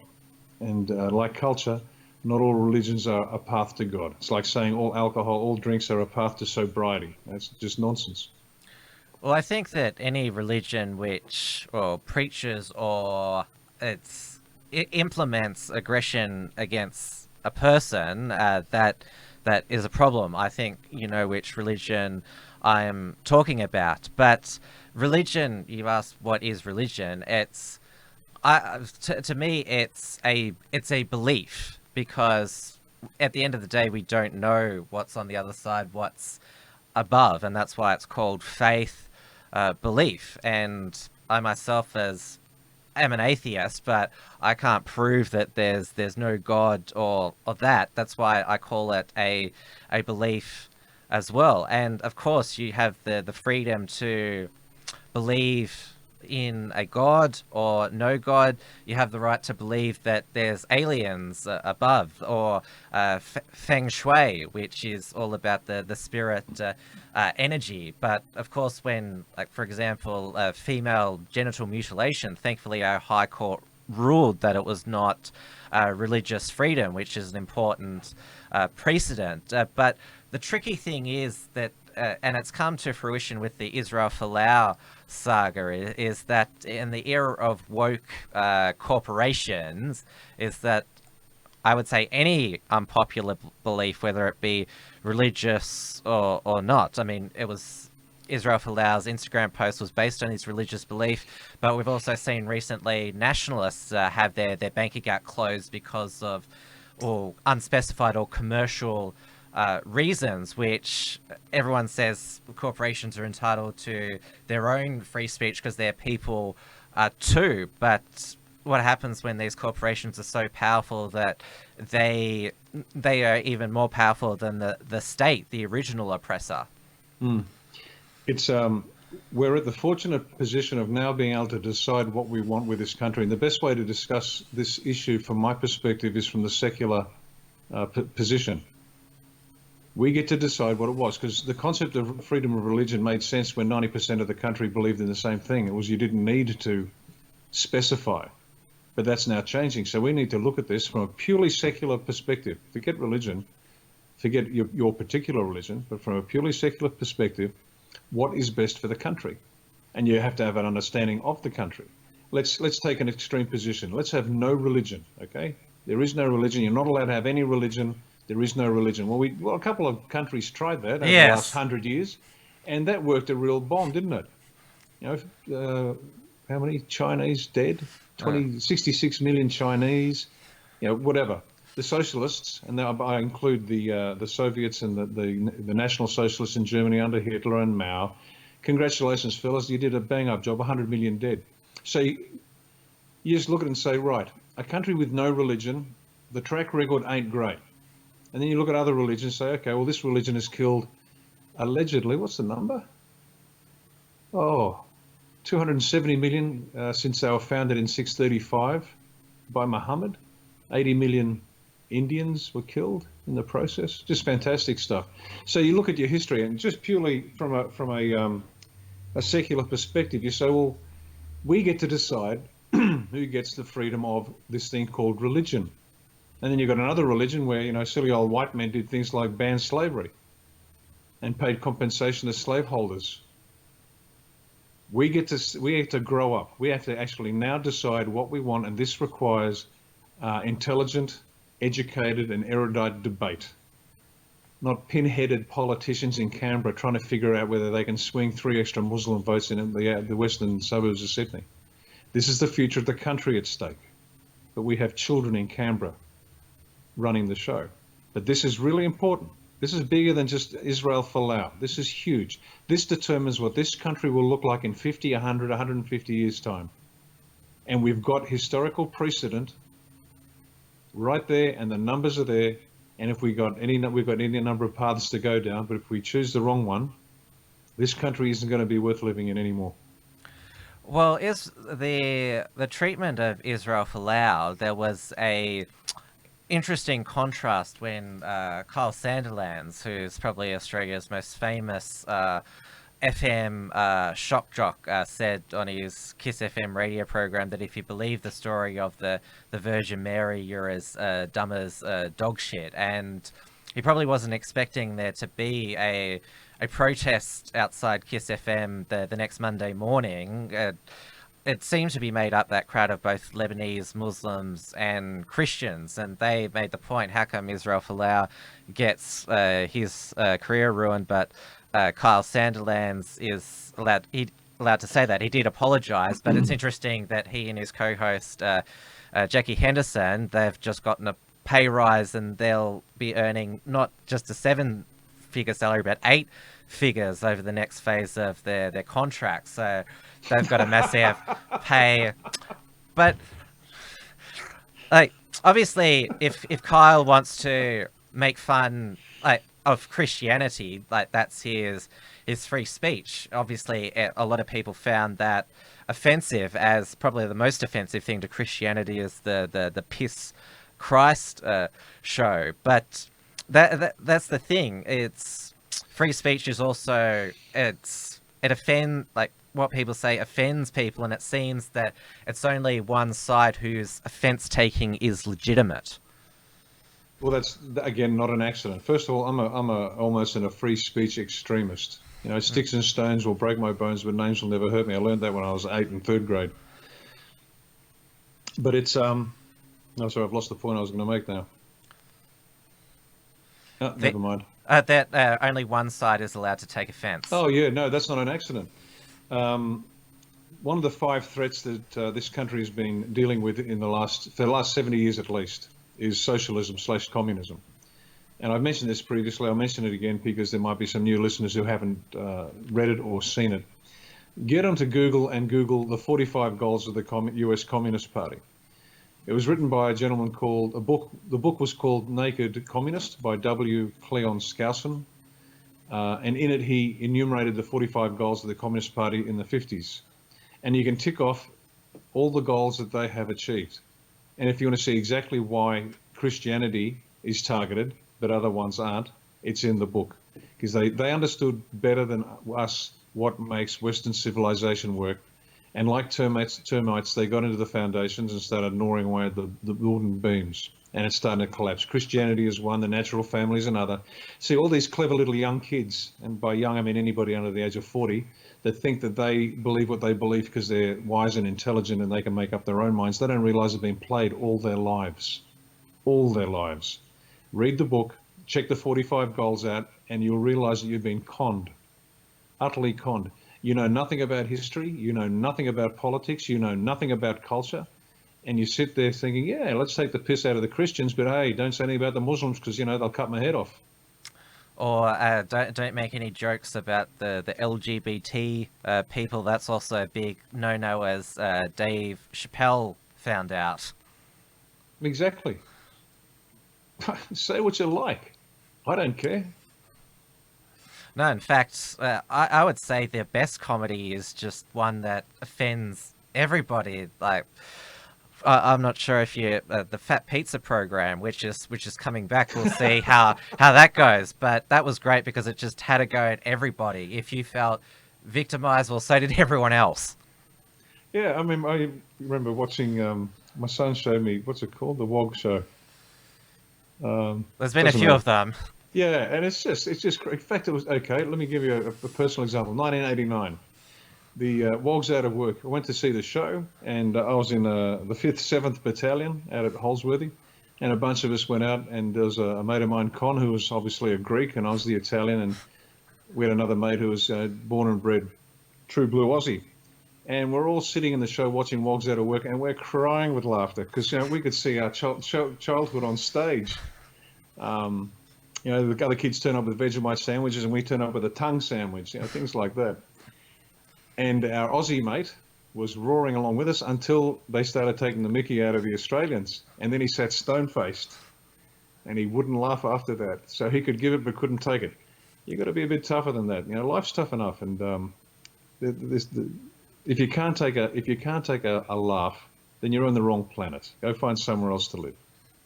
Yes, we've forgotten how to laugh. That's another big problem. I think maybe Australia One needs a a comedy policy. 18C, kill it. Kill Yes, it fast. that's a good idea. Now we are just past 9 p.m. Melbourne time, so I'll just finish off by going through these questions. There's not too many. Bieber Anti-Bullying, that's their username, says, will Riccardo Bosi outlaw the heinous sin of usury in Australia? Do you know what that is? Lending money for interest. Yes. Yeah. The system runs on it. I got a bigger problem with fake money. I got a problem with creating money out of thin air. Paper money that, well, our Reserve Banker, they've basically confessed they want to print more of it, rob us through inflation, or no, they call it quantitative easing and negative Quantitative interest easing. rates. It's a great word, isn't it? Yeah. No. Peter V has got two questions here.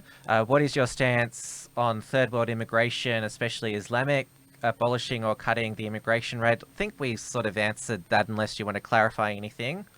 Oh yeah, no, okay, kill it, stop it, dead. Zero? Zero, until we can fix the infrastructure, until we get things sorted out. But it's not just simply a matter of that, it's also where they come from.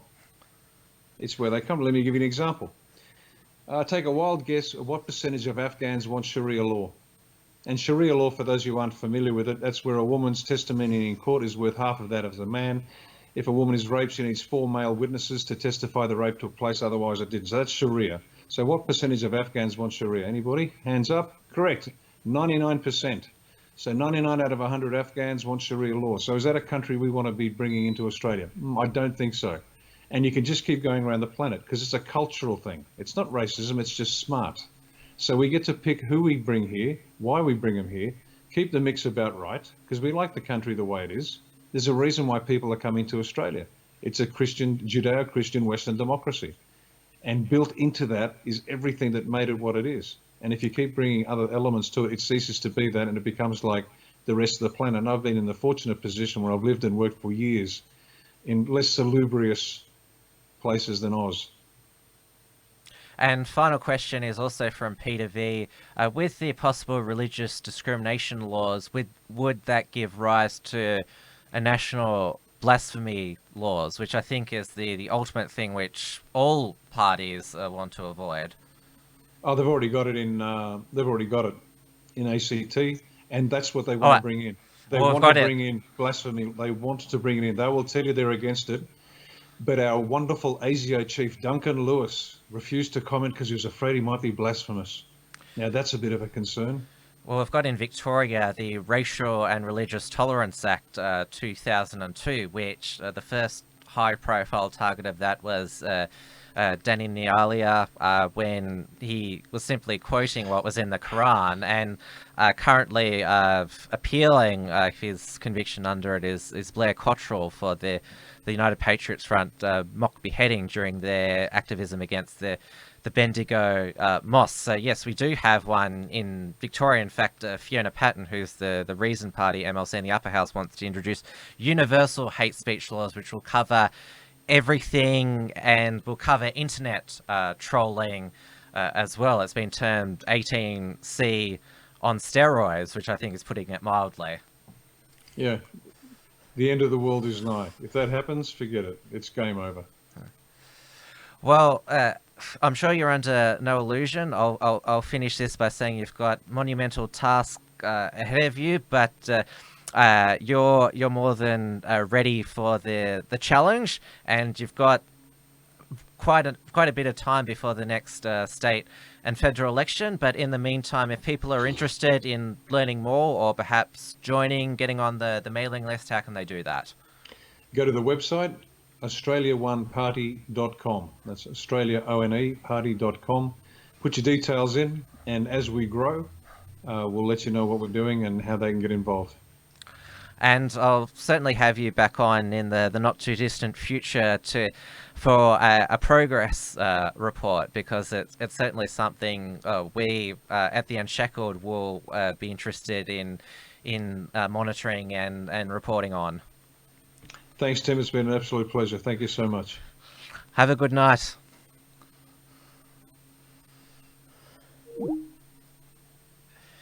And thank you to our live audience, both on the YouTube chat and also over on Entropy. Obviously, on a Friday night, everyone is trying to take it easy, but we've had quite a big live audience tonight. We obviously had two big guests in Alexander Cameron and then Riccardo Bosi, so certainly people who have a lot to say and certainly will be in the public eye for a number of years to come, and certainly I'm interested in, as I said, talking to again.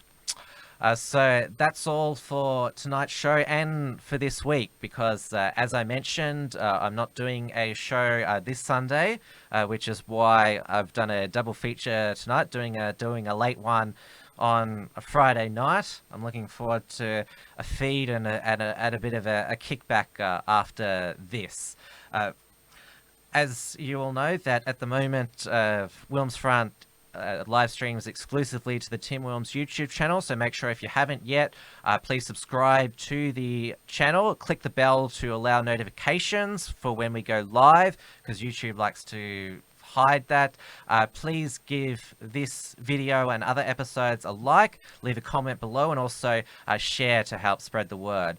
And also, WilmsFront is on your favorite podcasting platforms, so it is on Stitcher, TuneIn Radio, and of course Apple Podcasts and Spotify.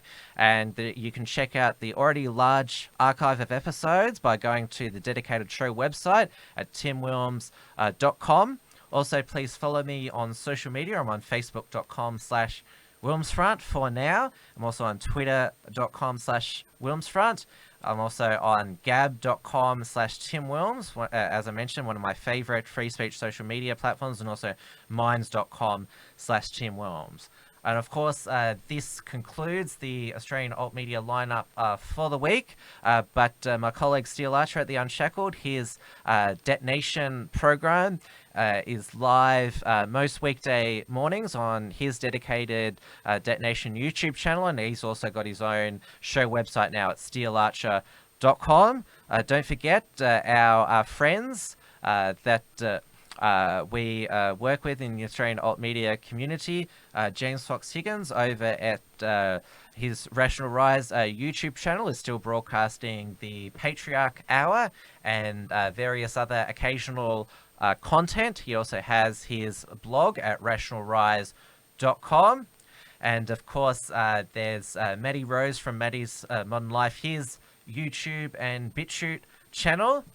The Australian alt media primetime lineup returns on Sunday night at 9 p.m. Melbourne time for the final of Dear Beltran's new live debate on Sunday night. I participated in the one last Sunday night. I did a double shift with the WilmsFront program. Then I debated Facebook personality Baden Motti about the current direction of the right in Australia. I argued for more doers and action. He argued for more thinkers and more philosophizing. So the replay of that is on Dear Beltran's YouTube channel. So make sure that you're subscribed to that to catch the final of that debate on Sunday. I won't be watching it because, of course, I'll be at the movies. Then, of course, Monday night, it's XYZ Live at 9 p.m. Melbourne time on the Maddie Rose Live YouTube channel. Then, of course, Tuesdays, it's Trans-Tasman Talk, hosted by myself and my New Zealand counterpart, editor of rightminds.nz, Due de Boer. That's at 7 p.m. Melbourne time. Then WilmsFront will be back on Wednesday, 7 p.m. Melbourne time on this channel. And then Dear Beltran Live will be on at 8:15 p.m. Melbourne time. And then, of course, you would call it the pinnacle, the standout feature of the Australian alt media lineup, the Uncuckables, which is live at 8:30 p.m. Melbourne time every Thursday. Make sure you're subscribed to that channel. Its audience grows every week. The YouTube channel has just now hit over 500 subscribers. So it certainly is, if viewers and fans of the Australian alt media, if they can't catch all our shows, they make sure they watch the Uncackables. So it's a joint production between the Unshackled, the XYZ, and Rational Rise, and it just continues to go from strength to strength. Of course, I cannot do all of my shows, and none of the rest of us can produce the content that we do without your support. So please consider supporting the productions of The Unshackled at theunshackled.net/membership for a recurring payment, or for a one-off, go to theunshackled.net/donate. We are also on subscribestar.com/theunshackled. The archive of WilmsFront episodes will soon be on rationalrise.tv, the self-hosted free speech video website set up by James Fox Higgins, as the name suggests. And please keep visiting theunshackled.net on a regular basis, as we're still producing written content there, and sign up to our email newsletter at theunshackledbattlefield.net. That's all, folks, from me. Enjoy your weekend. I am out of here, and I will see you next week. Thanks for tuning in to WilmsFront. Visit timwilms.com or Rational Rise TV to view the archive of episodes. And keep visiting theunshackled.net to view all our shows, and to keep up with the latest real news and analysis.